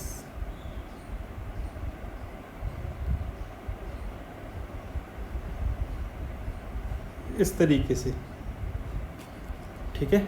ये मैंने बना लिया 3 डायमेंशनल एक्सिस, और अब मुझे इसमें थोड़ा सा क्या करना है, चेंज करना है। तो देखो मैं इसमें थोड़ा चेंज करता हूँ, ये पूरी लाइन यहाँ से मैंने इरेज कर दी, ये देखिए, और मैंने ये पूरी लाइन इरेज कर दी, और मैंने ये भी पूरा इरेज कर दिया यहाँ से, और इसको भी हम थोड़ा सा यहाँ से छोटा कर लेते हैं। तो ये हमारे पास आ गया एक कोऑर्डिनेट सिस्टम, ठीक है। ये हमारे पास आ गया कोऑर्डिनेट सिस्टम जिसमें ये एक्सिस है माय डियर एक्स एक्सिस, ये जो एक्सिस है ये हमारे पास जेड एक्सिस, एंड ये जो एक्सिस है हमारे पास, ये है हमारे पास वाई एक्सिस। हम क्या कंसीडर कर रहे हैं, एक फ्लूइड एलिमेंट को कंसीडर, एक हम क्या कर रहे हैं, एक कंसीडर कर रहे हैं किसको, फ्लूइड एलिमेंट को, ठीक है। फ्लूइड एलिमेंट क्या, एक स्ट्रीम लाइन के अंदर एक स्पेस हम लोग कंसीडर कर रहे हैं पैरेललोपाइड शेप में, ठीक है। मान लो कि जो फ्लूइड का फ्लो हो रहा होगा, मान लो कुछ इस तरीके से माय डियर क्या होंगी, स्ट्रीम लाइन्स जा रही होंगी इस स्पेस में लाइक दिस। ठीक, एक जनरलाइज्ड कंडीशन है, ऐसा नहीं। अभी तो मैंने यहाँ पे दिखा दिया कि एक्स डायरेक्शन के लॉन्ग स्ट्रीम लाइन है, तो यहाँ से आप समझ नहीं पाएंगे। तो मैंने क्या किया, एक मैं स्पेस कंसीडर कर लेता हूँ क्यूबॉइडल शेप का। ठीक है,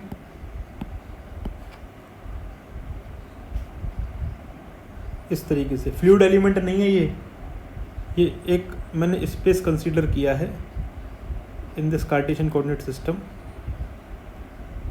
लाइक दिस। ठीक है, यहाँ पे ध्यान दें कि ये जो इसका लेंथ है ये है dx along the x axis, along the Y axis इसका ये वाला जो लेंथ है ये है dy, और along द z एक्सिस इसका ये वाला जो लेंथ है ये है dz।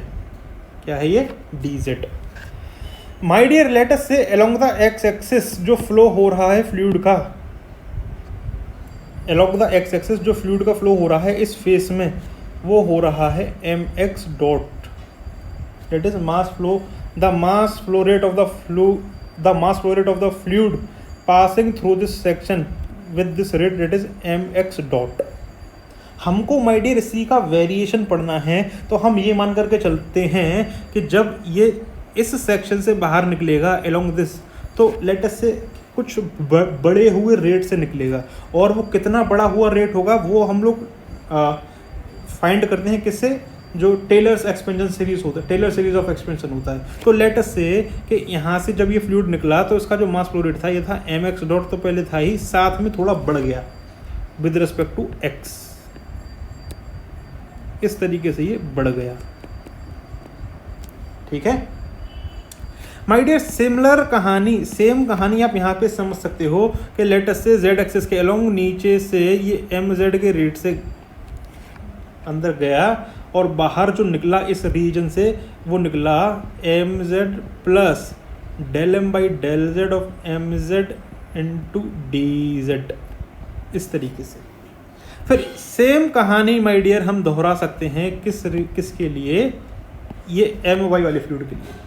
लेट अस से कि ये जो फ्लूइड है ये my के रेट से अंदर गया, और सेम कहानी y के साथ हम देखें तो ये हो गया बाहर की तरफ आते हुए my plus del Y by del Y of my into dy। ठीक, तो यहाँ पर अब आप देखो, मैं कंसीडर कर रहा हूँ फ्लो को अलोंग द एक्स एक्सिस, मैं कंसीडर कर रहा हूँ फ्लो को अलोंग द एक्स एक्सिस। ठीक है, और हमको एक जनरलाइज्ड कंडीशन को ध्यान में रखते हुए ये बात करनी है। तो हम जो जनरलाइज्ड कंडीशन है वो क्या है, डेट इज जितना मास कंट्रोल वॉल्यूम में एंटर किया माइनस जितना मास कंट्रोल वॉल्यूम में एग्जिट किया, वही होगा बराबर किसके, accumulation of mass within the control volume. ठीक है, इस कंडीशन को ध्यान में रखते हुए हमको ये इक्वेशन डिराइव करनी है। तो अगर मैं एक्स एक्सिस के अलोंग की बात करूँ तो माय डियर, लेट अस से जो मास फ्लो रेट एंट्री हुआ अलोंग द एक्स डायरेक्शन वो हुआ mi dot, minus mass flow rate जो एग्जिट हुआ from the along the x direction, उसकी बात हम करते हैं। तो देखो कितना एंटर किया mx डॉट, माइनस कितना एग्जिट किया mx dot, plus del Y by del x of mx dot into dx। ठीक है, क्लियर, समझ में आ गया। अब आप यहाँ पे देखिए कि हमने क्या किया, जब इसको थोड़ा सा सॉल्व किया तो हमने यहाँ पे देखा कि ये निकल करके आया like this, del Y by del x of mx dot into dx। Clear, ठीक है माय डियर, यहाँ पर हम क्या कर सकते हैं, minus of del Y by del X, mass flow rate को हम लोग लिख सकते हैं डेंसिटी इनटू, अब देखो ये जो फ्लूइड का फ्लो हो रहा होगा उसका velocity component along the x axis होगा u, along the Y axis होगा v, और अलोंग द z एक्सिस होगा क्या, w। ठीक है, 3 डायमेंशनल फ्लूइड फ्लो की हम बात कर रहे हैं जनरली, तो x एक्सिस के अलोंग u, y एक्सिस के अलोंग v और z एक्सिस के अलोंग w।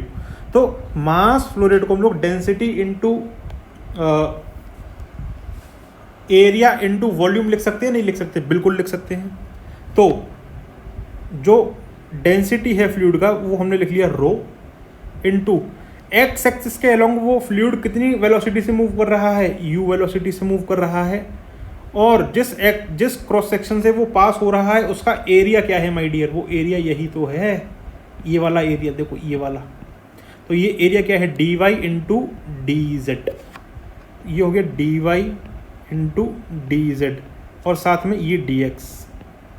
ठीक है, तो सिंपल वे में और ज़्यादा हम लिखना चाहें तो हम इसको ऐसे लिख सकते हैं, minus of del Y by del x of rho U, साथ में D x D Y D Z को बाहर लिख लीजिए, D x D Y D Z को बाहर लिख लीजिए। और ये D x D Y D Z जो मल्टीप्लाई है ये कुछ नहीं है, ये इस पैरेललोपॉइड का वॉल्यूम है।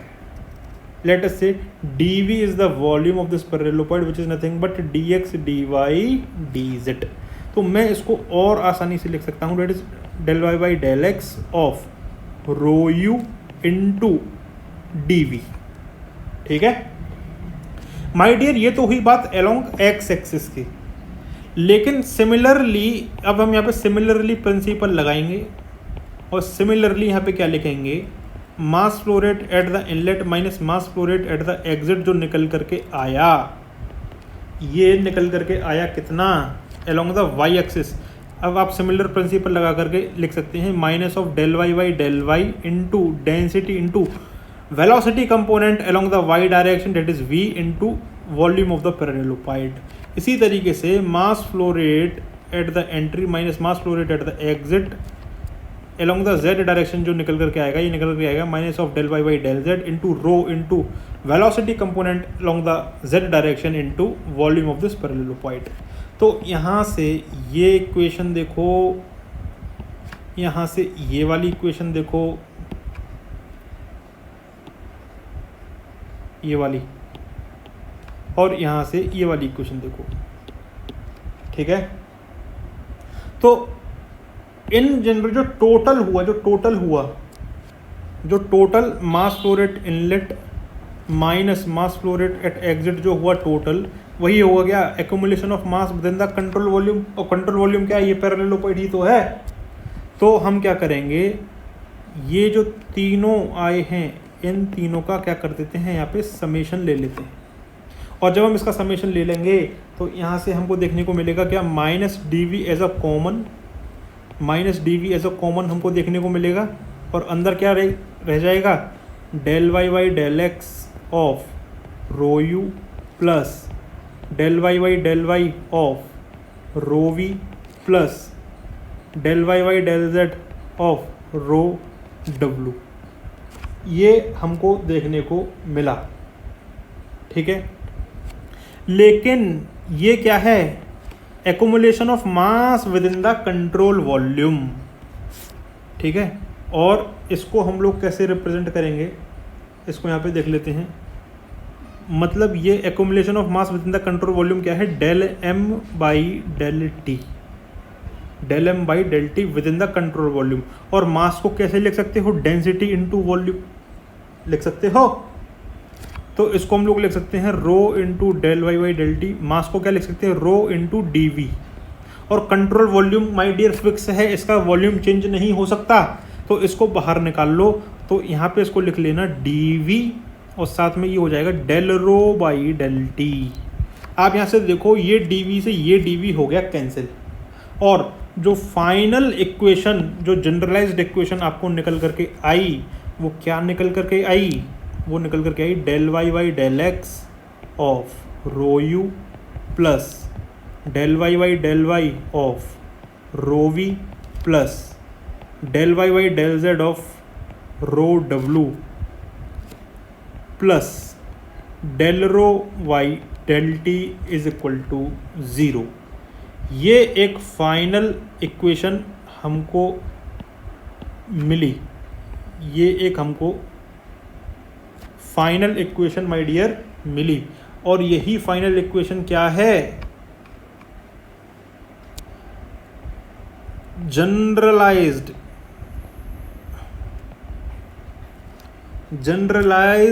इक्वेशन। एक्चुअल में ये क्या है, जनरलाइज्ड इक्वेशन और यहाँ पे एक बात बताओ, क्या कोई हमने एजम्पशन लिया क्या कि किस तरीके का फ़्लो है, कैसा फ़्लो है ना? अभी कोई एजम्पशन यहाँ पे हमने नहीं लिया। तो यहाँ पे हम लिखेंगे कि it is valid for all types of the flow, valid for all types of the flow.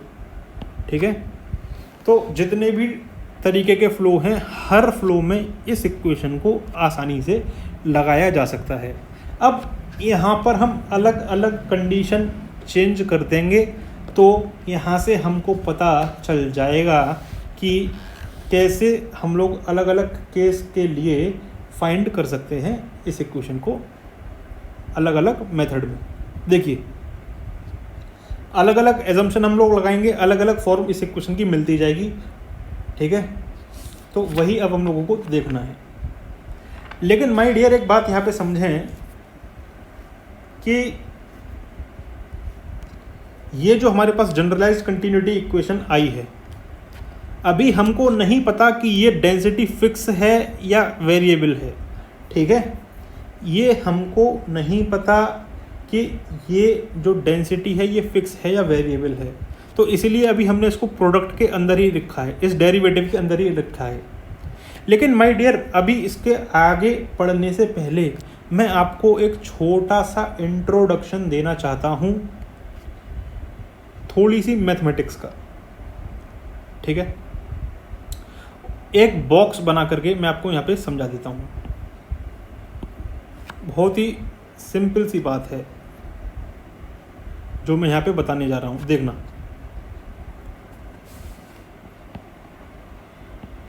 Late us से कि एक हमारे पास फंक्शन है फाई, जो कि फंक्शन है किसका? कोऑर्डिनेट्स एक्स वाई जेड का और टाइम का। और एक्चुअल में ये एक रिप्रेजेंट कर रहा है किसको? फील्ड वेरिएबल को।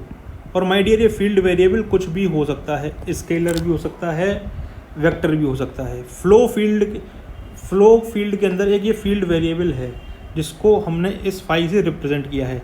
अब ये कुछ भी हो सकता है, या तो प्रेशर हो या तो टेम्परेचर हो, ये क्या होगा? Scalar field variable. या हो सकता है कि वेलोसिटी हो, या हो सकता है एक्सेलरेशन हो, कुछ भी हो सकता है डेंसिटी हो।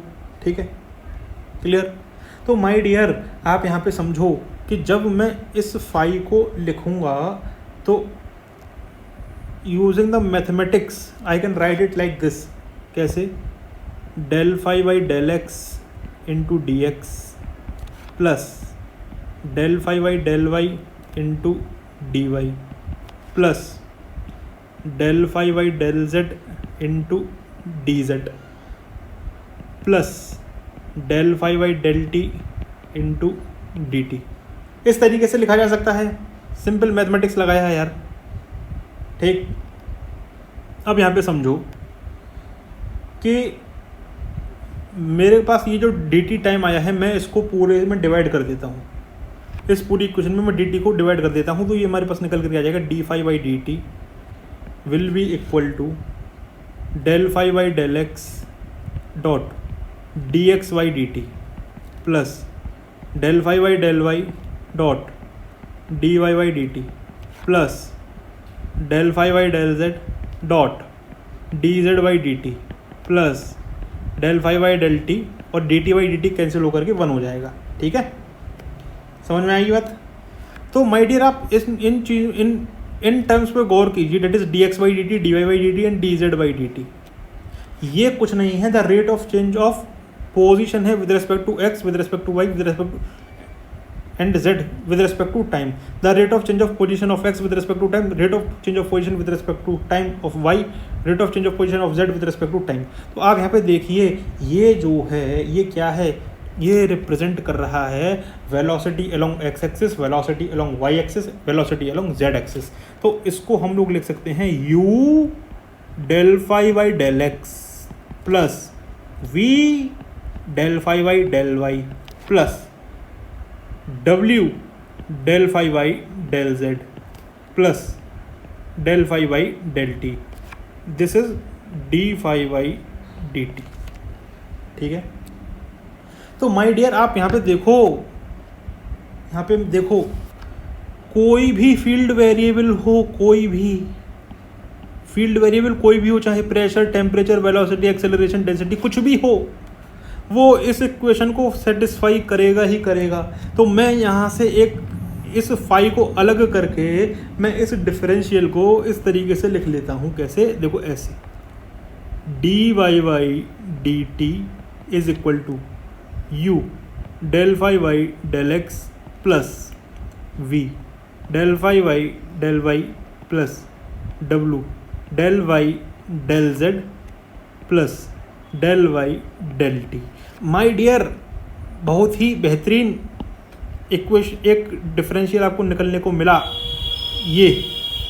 और ये जो डेरिवेटिव है माय डियर, इसे कहते हैं मटेरियल डेरिवेटिव, या फिर इसको हम लोग कह देते हैं टोटल डेरिवेटिव। अब आप यहाँ पे एक चीज़ समझें, और वो ये कि यहाँ पे आप कोई सा भी फील्ड वेरिएबल फिट कर दो, आपको उसका क्या मिल जाएगा? टोटल चेंज मिल जाएगा। ये जो मटेरियल आप कोई भी फील्ड वेरिएबल इस डेरिवेटिव के अंदर फिट कर देंगे, तो वहाँ से आपको टोटल रेट ऑफ चेंज पता चल जाएगा of any field variable with respect to time. तो ये क्या बताता है? टोटल नहीं, सिंपल भाषा में लिखते हैं, rate of change of any field variable with respect to time. ठीक है, आप इसको ऐसे लिख सकते हैं। अब आप यहाँ पे गौर कीजिए कि इसके दो पार्ट हैं, इस डेरिवेटिव के दो पार्ट हैं। एक पार्ट है ये वाला और एक पार्ट है ये वाला। माय डियर, ये वाला पार्ट देखिए, यहाँ पे जब आप किसी भी फील्ड वेरिएबल को रखेंगे तो वो बताएगा कि विद रेस्पेक्ट टू स्पेस वो फील्ड वेरिएबल कैसे चेंज करने वाला है। तो इस पार्ट का नाम आता है माय डियर कन्वेक्टिव पार्ट। इसका नाम आता है कन्वेक्टिव पार्ट, जो कि बताता है change with respect to space. ये वाला जो पार्ट है, जब इस डेरिवेटिव में रखा जाएगा कोई भी फील्ड वेरिएबल, तो ये डेरिवेटिव बताएगा कि कि ये फील्ड वेरिएबल टाइम के रेस्पेक्ट में कैसे चेंज हो रहा है। तो इसको हम लोग कहते हैं लोकल पार्ट, या फिर इसी का दूसरा नाम है temporal part, which represents the change with respect to time. और इन दोनों का जो समेशन है ये पूरा, ये कहलाता है टोटल डेरिवेटिव या फिर मटेरियल डेरिवेटिव। तो क्वेश्चन के अंदर कोई सा भी फॉर्म हो, चाहे टेम्परेचर दे दे, चाहे वेलोसिटी दे दे, चाहे एक्सेलरेशन दे दे, चाहे डेंसिटी दे दे, चाहे प्रेशर दे दे, इस इक्वेशन में ठोक देना। ये इक्वेशन जो आई है, ये वाली, ये इस इक्वेशन में जब आप इसको रख देंगे तो क्या होगा? आपको आंसर मिल जाएगा, जो भी रिक्वायरमेंट यहाँ पे होगी। ठीक, अब सपोज करो कि मैं यहाँ पे इसके अंदर वेलोसिटी फिट कर दूँ, वेलोसिटी वेक्टर पूरा मैं फिट कर दूँ इसके अंदर ऐसे, तो क्या आपको पता है rate of change of velocity vector with respect to time क्या मिलेगा? मुझे पार्टिकल का एक्सेलरेशन मिल जाएगा डियर। और आपको पता है कोई भी फील्ड वेरिएबल फंक्शन होगा एक्स वाई जेड का या फिर और टाइम का, तो उसके करस्पॉन्डिंग जो कंपोनेंट होंगे, अगर वेक्टर फील्ड वेरिएबल की बात करूँ जैसे वेलोसिटी की, तो उसके 3 कंपोनेंट होंगे, अलोंग एक्स एक्सिस का u, अलोंग वाई एक्सिस का v, अलोंग जेड एक्सिस का w। और तीनों component my dear X Y Z और टाइम के फंक्शन होंगे। ठीक है, इन जनरल केस की बात की गई है, हो नहीं भी हो सकते हैं। अगर नहीं होंगे, अगर मान लो टाइम का फंक्शन नहीं है, तो ये पूरा गायब हो जाएगा। समझ में आ रही है ना बात? तो इन जनरल की बात है। तो यहाँ से मेरे को पार्टिकल का एक्सेलरेशन मिल सकता है। बहुत बढ़िया तरीके से यहाँ पे आपको मैंने बता दिया। इसका अब हम लोग यहाँ पे यूज़ देखेंगे, इसलिए मैंने यहाँ पे आपको बताया है। ठीक है, तो इसको क्या कहते हैं माय डियर? इसको कहते हैं मटेरियल डेरिवेटिव। ठीक है, अब माय डियर यहाँ पे आ जाइए। ये जो हमने ऊपर लिखी थी जनरलाइज्ड कंटिन्यूटी इक्वेशन, ये वाला जो इक्वेशन हमने लिखी थी, इस इक्वेशन को एनालिसिस करने का समय आ गया है।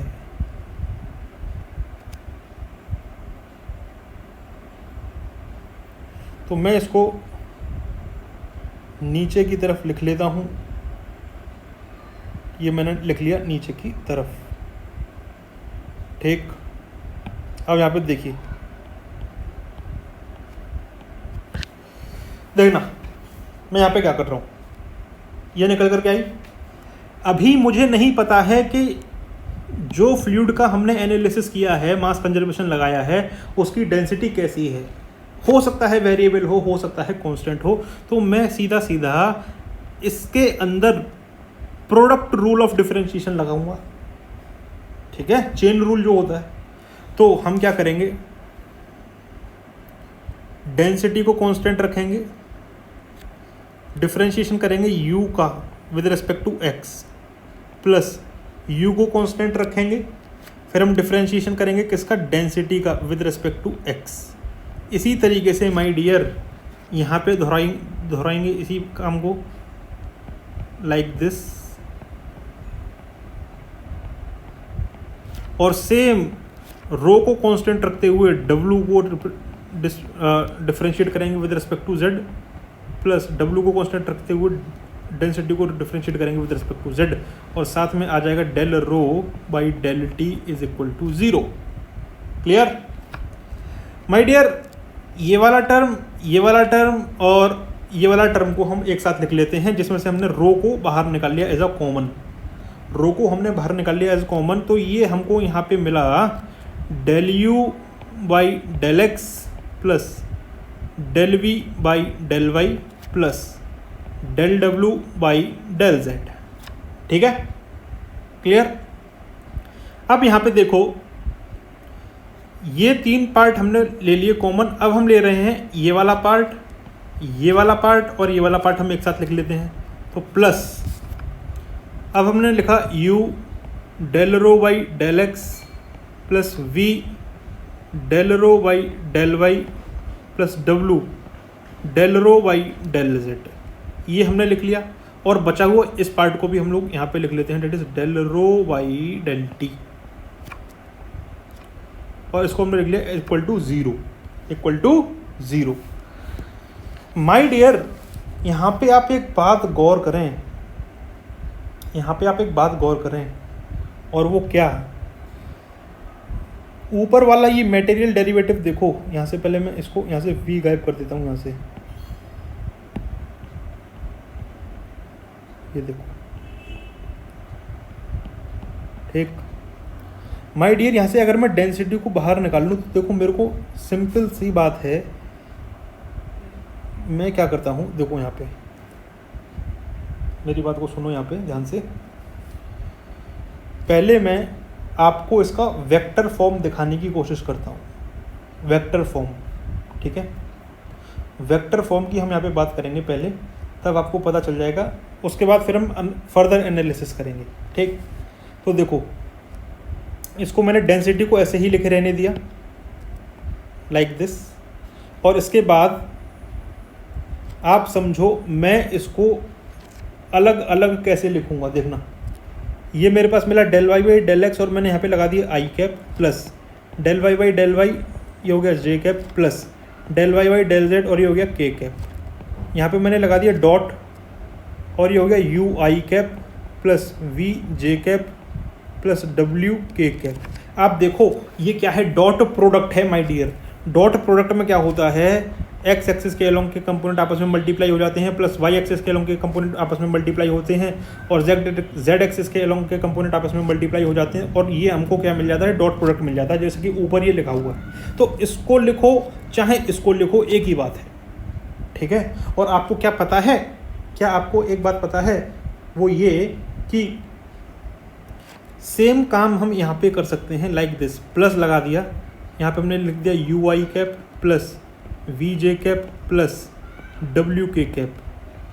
अब यहाँ पे हमने लगा दिया डॉट प्रोडक्ट। अब यहाँ बचा हुआ है क्या, del Y by del X I cap plus del Y by del Y J cap plus del Y by del Z K cap, और एक रो को हमने बाहर निकाल दिया, और साथ में ये वाला plus del rho by del T, और ये हो गया इक्वल टू 0।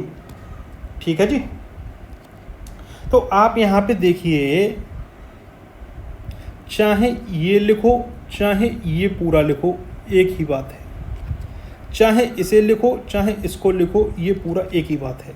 लेकिन मैं आपको यहाँ पे बताना चाहता हूँ कि ये जो ऑपरेटर है इसे हम लोग बोलते हैं डेल ऑपरेटर। तो जब हम इसको डेल ऑपरेटर है ये, ठीक है, जब हम इसको लिखेंगे वेक्टर फॉर्म में तो ये हो जाएगा density into del dot velocity vector plus velocity vector into del operator साथ में rho plus del rho Y del T is equal to 0। ठीक है जी, क्लियर है माय डियर। ये पूरा टर्म और ये पूरा टर्म एक ही बात है, ये पूरा टर्म और ये वाला पूरा टर्म एक ही बात है। ठीक है, तो यहाँ पे देखिए जब हम यहाँ से मैं रो को बाहर निकाल लूँ तो आप देख रहे हो ये पूरा एक मटेरियल डेरिवेटिव ही रिप्रेजेंट कर रहा है। और मटेरियल डेरिवेटिव किसका रिप्रेजेंट कर रहा है? डेंसिटी का। मतलब मटेरियल डेरिवेटिव कह लो या टोटल डेरिवेटिव कह लो, तो मतलब ये जो पूरी क्वांटिटी है, ये वाली जो पूरी क्वांटिटी है, ये जो पूरी क्वांटिटी है ये रिप्रेजेंट कर रही है the total rate at which the density will change with time, the rate at which density will change with time. तो ये हो जाएगा D rho by D T, जहाँ पे ये वाला जो पोर्शन है ये है कन्वेक्टिव और ये वाला जो पोर्शन है ये है local with respect to time. ठीक है जी, क्लियर। तो आप यहाँ पे देखिए जो हमने लिखा, अब ये डेल डॉट वी क्या है माय डियर? डाइवर्जेंस है। डेल ऑपरेटर का किसी वेक्टर से जब हम लोग डॉट प्रोडक्ट लेते हैं तो उसको कहते हैं डाइवर्जेंस। क्या कहते हैं? डाइवर्जेंस। तो इसको हमने लिखा rho into divergence of velocity vector plus total derivative d rho by D t, और ये निकल करके आया 0, ये निकल करके आया 0। ठीक है, क्लियर। तो यहाँ पर आप एक चीज़ देखें, ये निकल करके आई है क्या? वेक्टर फॉर्म ऑफ द क्या नाम है इसका? Continuity equation, generalize continuity equation. ठीक, समझ में आई बात। अब यहाँ पे देखिए, क्या हो रहा है माय डियर। यहाँ पे कंफ्यूज मत हो जाना इसमें और इसमें। ये total rate of change define कर रहा है डेंसिटी का, और ये डिफाइन कर रहा है rate of change of density with respect to time, और ये total change with respect to time define कर रहा है। मतलब इसमें स्पेस का भी इफेक्ट काउंट हो गया और इसमें टाइम का भी इफेक्ट काउंट हो गया। इस बात को समझो। और इसमें at a given space with respect to time की यहाँ पे बात हो रही है। समझ रहे हो क्या कह रहा हूँ? इस बात को यहाँ पे ध्यान से सुनो। तो ये सारी बातें क्लियर हुई? ठीक है, बिल्कुल बढ़िया बात है। लेकिन माय डियर यहाँ पे एक बात समझें कि यहाँ पे हमने रो बाहर तो निकाल लिया, लेकिन हमने यहाँ पे ये ठीक है, इस तरीके से ये हमने यहाँ से रो बाहर निकाल लिया है, क्योंकि यहाँ पे क्या था, ये एक जैसे टर्म को हमने बाहर निकाल लिया था। ठीक है जी, इस तरीके से हमने रो को बाहर निकाला था। यहाँ पे आप देखो ये वेक्टर फॉर्म समझ में आई। अब हम यहाँ पे लेते हैं अलग अलग केस, और पहला केस जो हम लेने जा रहे हैं माय डियर, जो पहला केस हम लेने जा रहे हैं that is case number first, वो है स्टेडी फ्लो।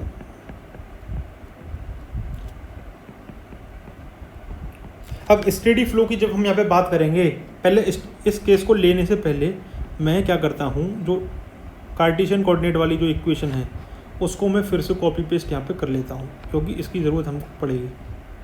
तो मैं इस इक्वेशन को यहाँ से उठा करके लाइक दिस कॉपी पेस्ट, इसको उठा करके नीचे ले आते हैं।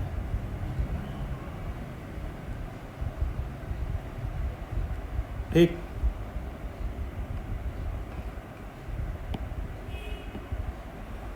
अब यहां देखो,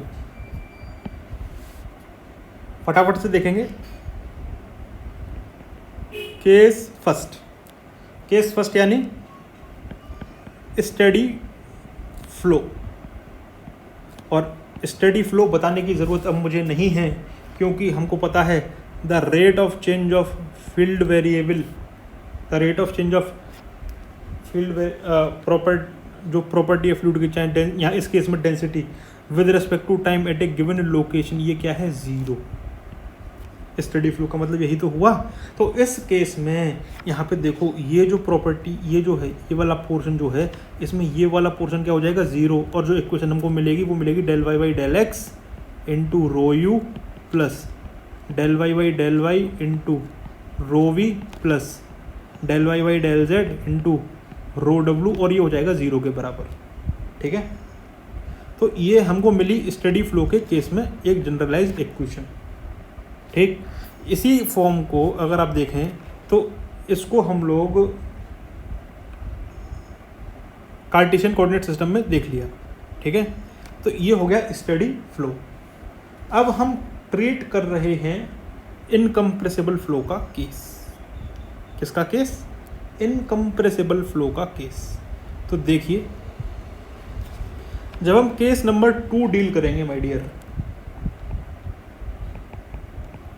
और उसमें भी क्या करेंगे, इनकम्प्रेसिबल फ्लो। तो इनकम्प्रेसिबल फ्लो का मतलब क्या है कि फ्लो के दौरान, during the flow density of the fluid is not changing with respect to time, या फिर डेंसिटी जो है फ्लूइड की वो कांस्टेंट बनी रहे, या फिर जो चेंजेस आए भी डेंसिटी में वो इतने कम हो कि हम उसको निगलेक्ट कर दें। ठीक है, तो ये होता है इनकम्प्रेसिबल फ्लो। ठीक, तो जब हम इनकम्प्रेसिबल फ्लो की बात करते हैं तो माय डियर मैं इस वेक्टर फॉर्म की इक्वेशन को उठाता हूँ, ये।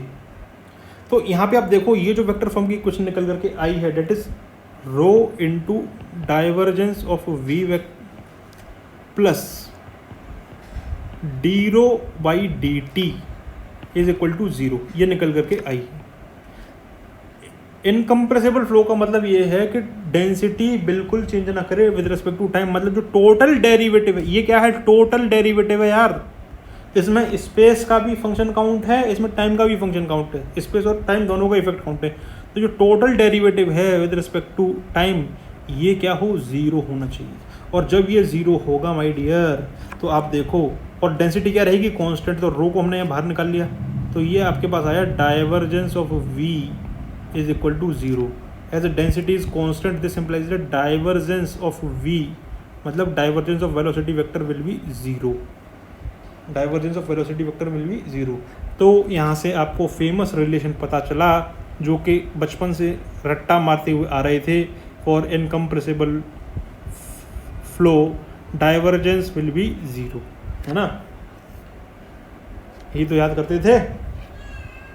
और for irrotational flow curl will be 0, ऐसे याद करते थे, नहीं करते थे, वो ऐसे इसलिए आया यहाँ पे समझिए। ठीक है, अब डाइवर्जेंस ऑफ v 0 होने का मतलब क्या है कि डॉट प्रोडक्ट जो है वेलोसिटी वेक्टर का with respect to del operator, ये है 0। और जब आप इसको करेंगे तो ये निकल करके आएगा del u by del x plus del v by del y plus del w by del z, और ये आ जाएगा आपके पास 0। ठीक है, ये इक्वेशन निकल करके आई। इस तरीके से आपको समझ में आया कि इनकम्प्रेसिबल फ्लो के केस में जब हम बात करते हैं तो कंडीशन निकल करके आती है divergence of the velocity vector will become 0।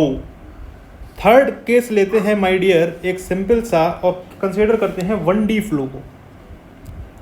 Case लेते हैं नंबर 3 और कंसीडर करते हैं 1 डायमेंशनल फ्लो, मतलब एक ऐसा फ्लो जो सिर्फ एक ही डायरेक्शन में हो रहा हो, यानी अगर हम कंसिडर करते हैं एक्स एक्सिस के अलोंग फ्लो, तो फ्लो का वेलोसिटी वाई एक्सिस के अलोंग 0, जेड एक्सिस के अलोंग 0, तो रिजल्टिंग जो इक्वेशन मिलेगी वो मिलेगी del Y by del x of rho you plus del rho Y del T is equal to 0। बस यही मिलेगा। ठीक है, समझ में आ गई बात? तो आप यहाँ पे इस बात को देखिए कि ये हमको मिली एक equation of a 1D flow. ठीक, अगर हम इसी के अंदर, अभी इसी केस के अंदर हम कंसीडर कर लें क्या, हम कंसीडर कर लेते हैं क्या कि फ्लो हमारा क्या है, स्टेडी। फ्लो हमारा क्या है, स्टेडी।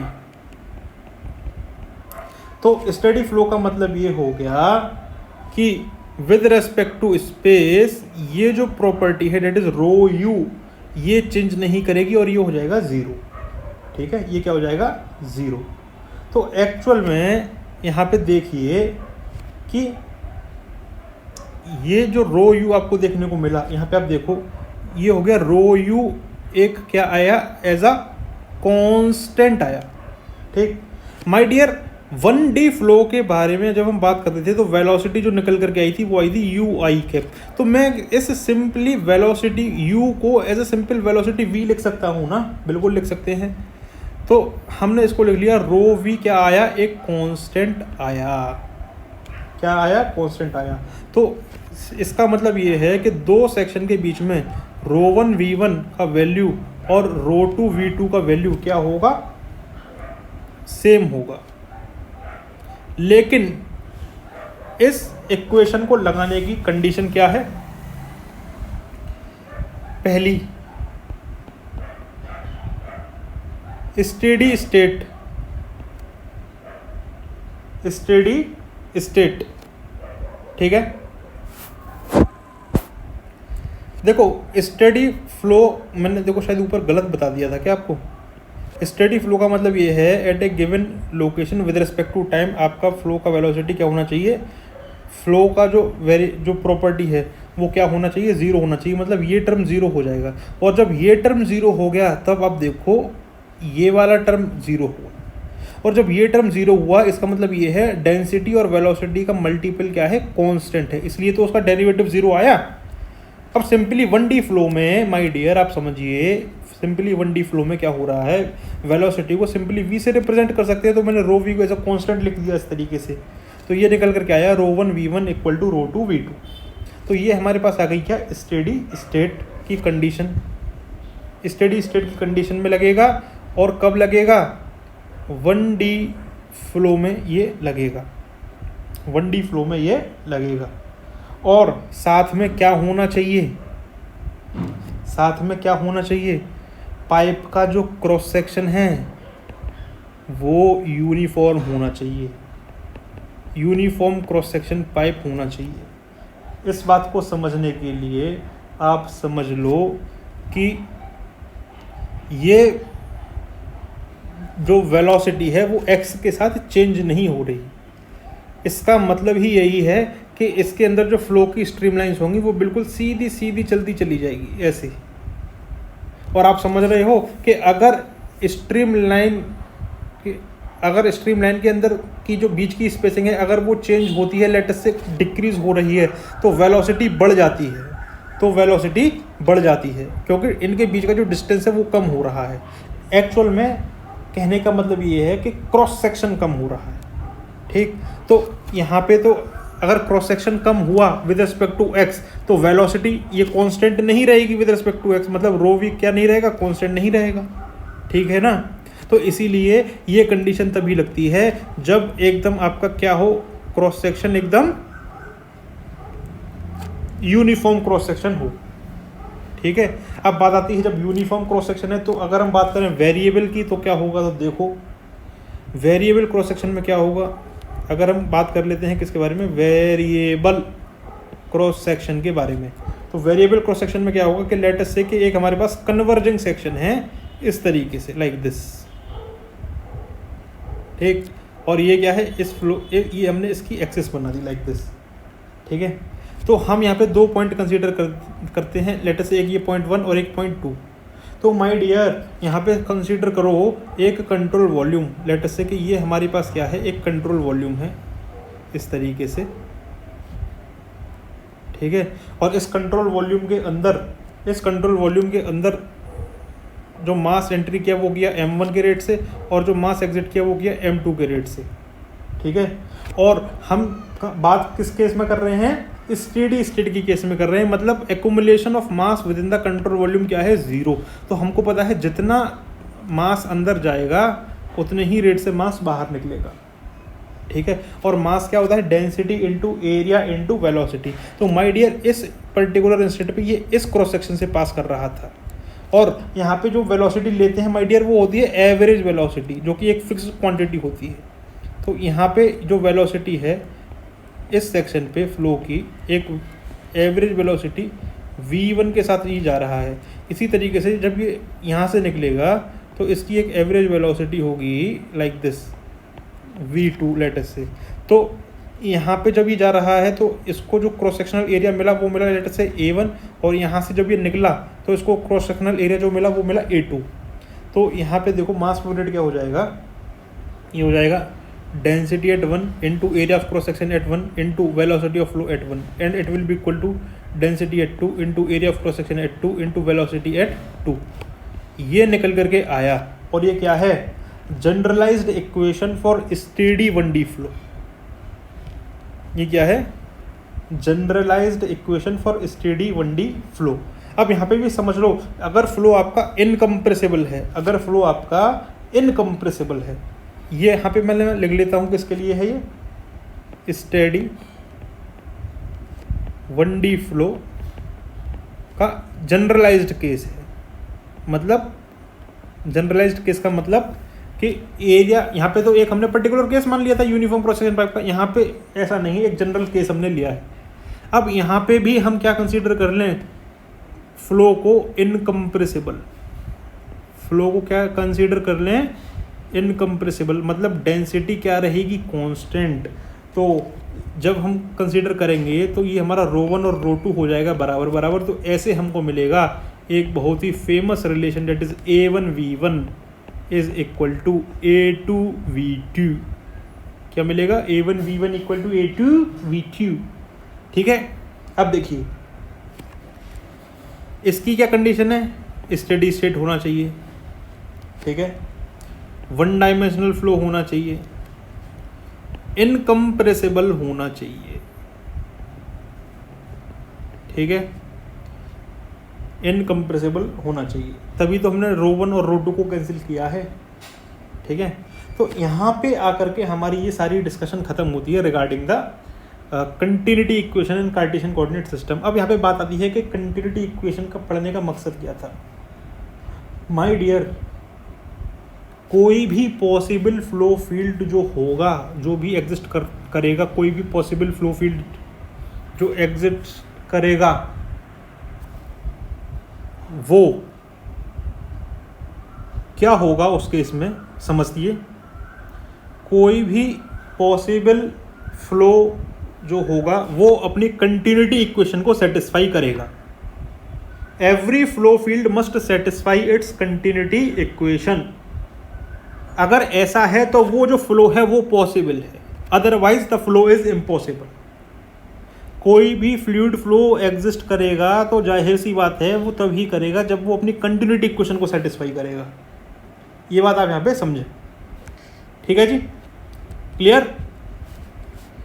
माय डियर, यहाँ पे अब हम समझते हैं एक टर्म और वो क्या है कि अभी हमने देखा था, अभी हमने ऊपर देखा था जिसकी मैं बात कर रहा हूँ अभी, ये वाला टर्म, ये वाला देखो, मैं इसको कॉपी पेस्ट करता हूँ यहाँ से, ये पूरा कॉपी एंड पेस्ट, इसको मैं नीचे लेकर के आता हूँ। देखो यहाँ पे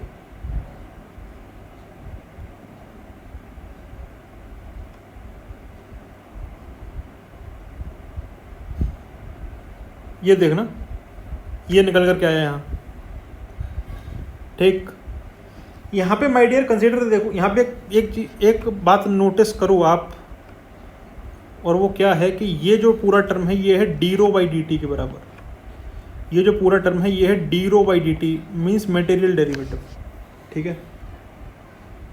माय डियर एक बात आप यहाँ पे कंसीडर करें, और वो ये कि ये टोटल डेरिवेटिव ज़ीरो कब हो सकता है, ये टोटल डेरिवेटिव ज़ीरो कब हो सकता है, इसकी बात हम यहाँ पे करते हैं।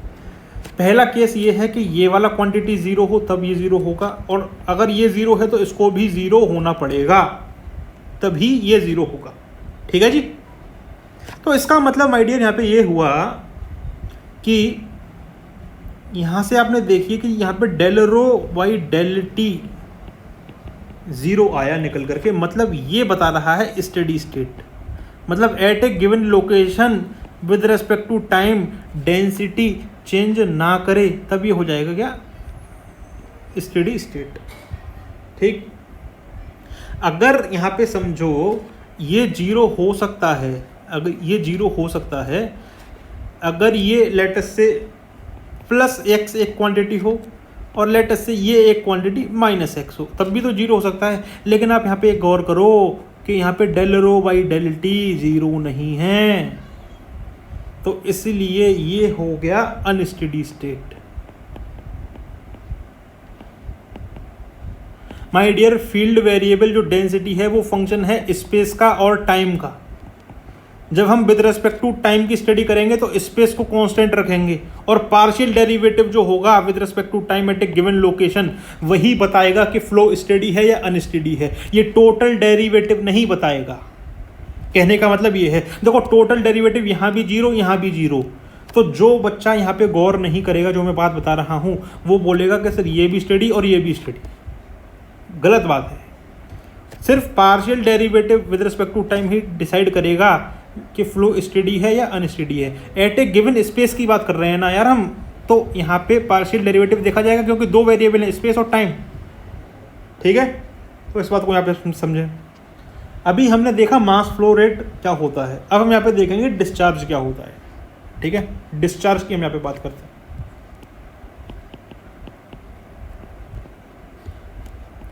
और ये जो डिस्चार्ज है ये है वॉल्यूमेट्रिक फ्लो रेट, ये होता है वॉल्यूमेट्रिक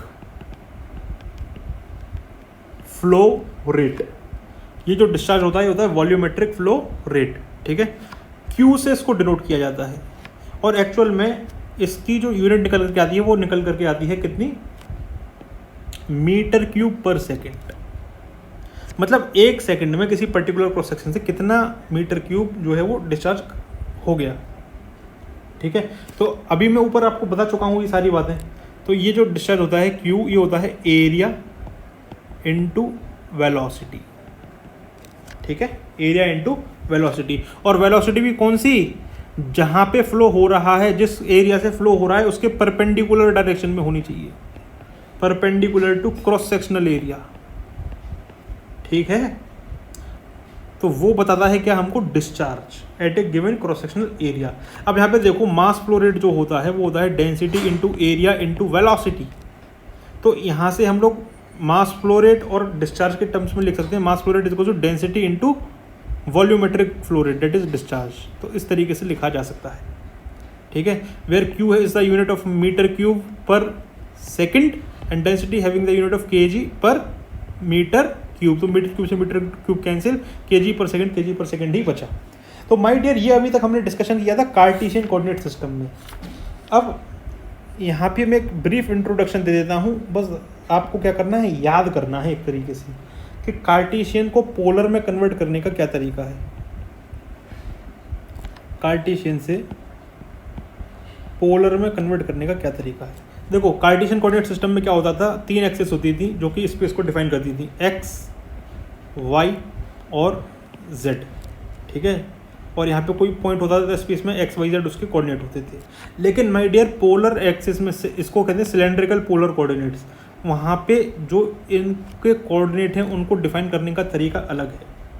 उनको हम लोग डिफाइन करते हैं, ये कार्टेशियन को तो हमने कर दिया एक्स वाई जेड के टर्म्स में, इसी तरीके से पोलर को हम लोग डिफाइन करते हैं आर थीटा और जेड के टर्म्स में।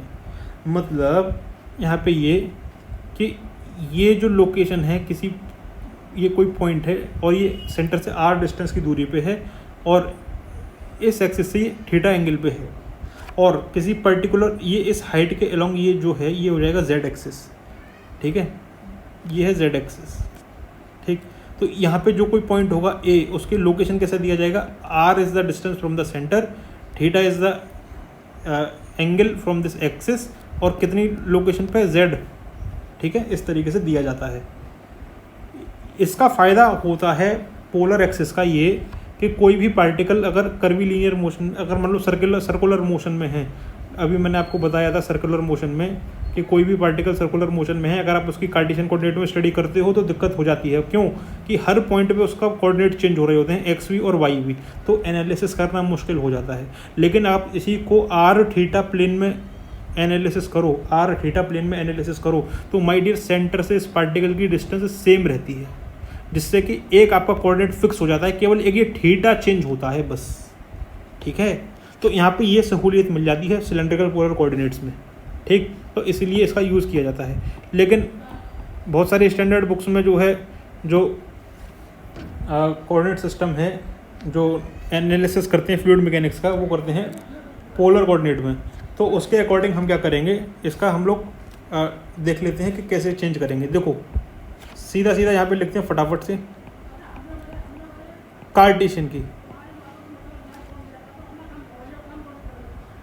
ठीक है, तो कार्टेशियन में हमारे पास 3 कोऑर्डिनेट आए, एक्स, वाई और जेड, और साथ में फिर हम यहाँ पे बात कर रहे हैं पोलर कोऑर्डिनेट्स की।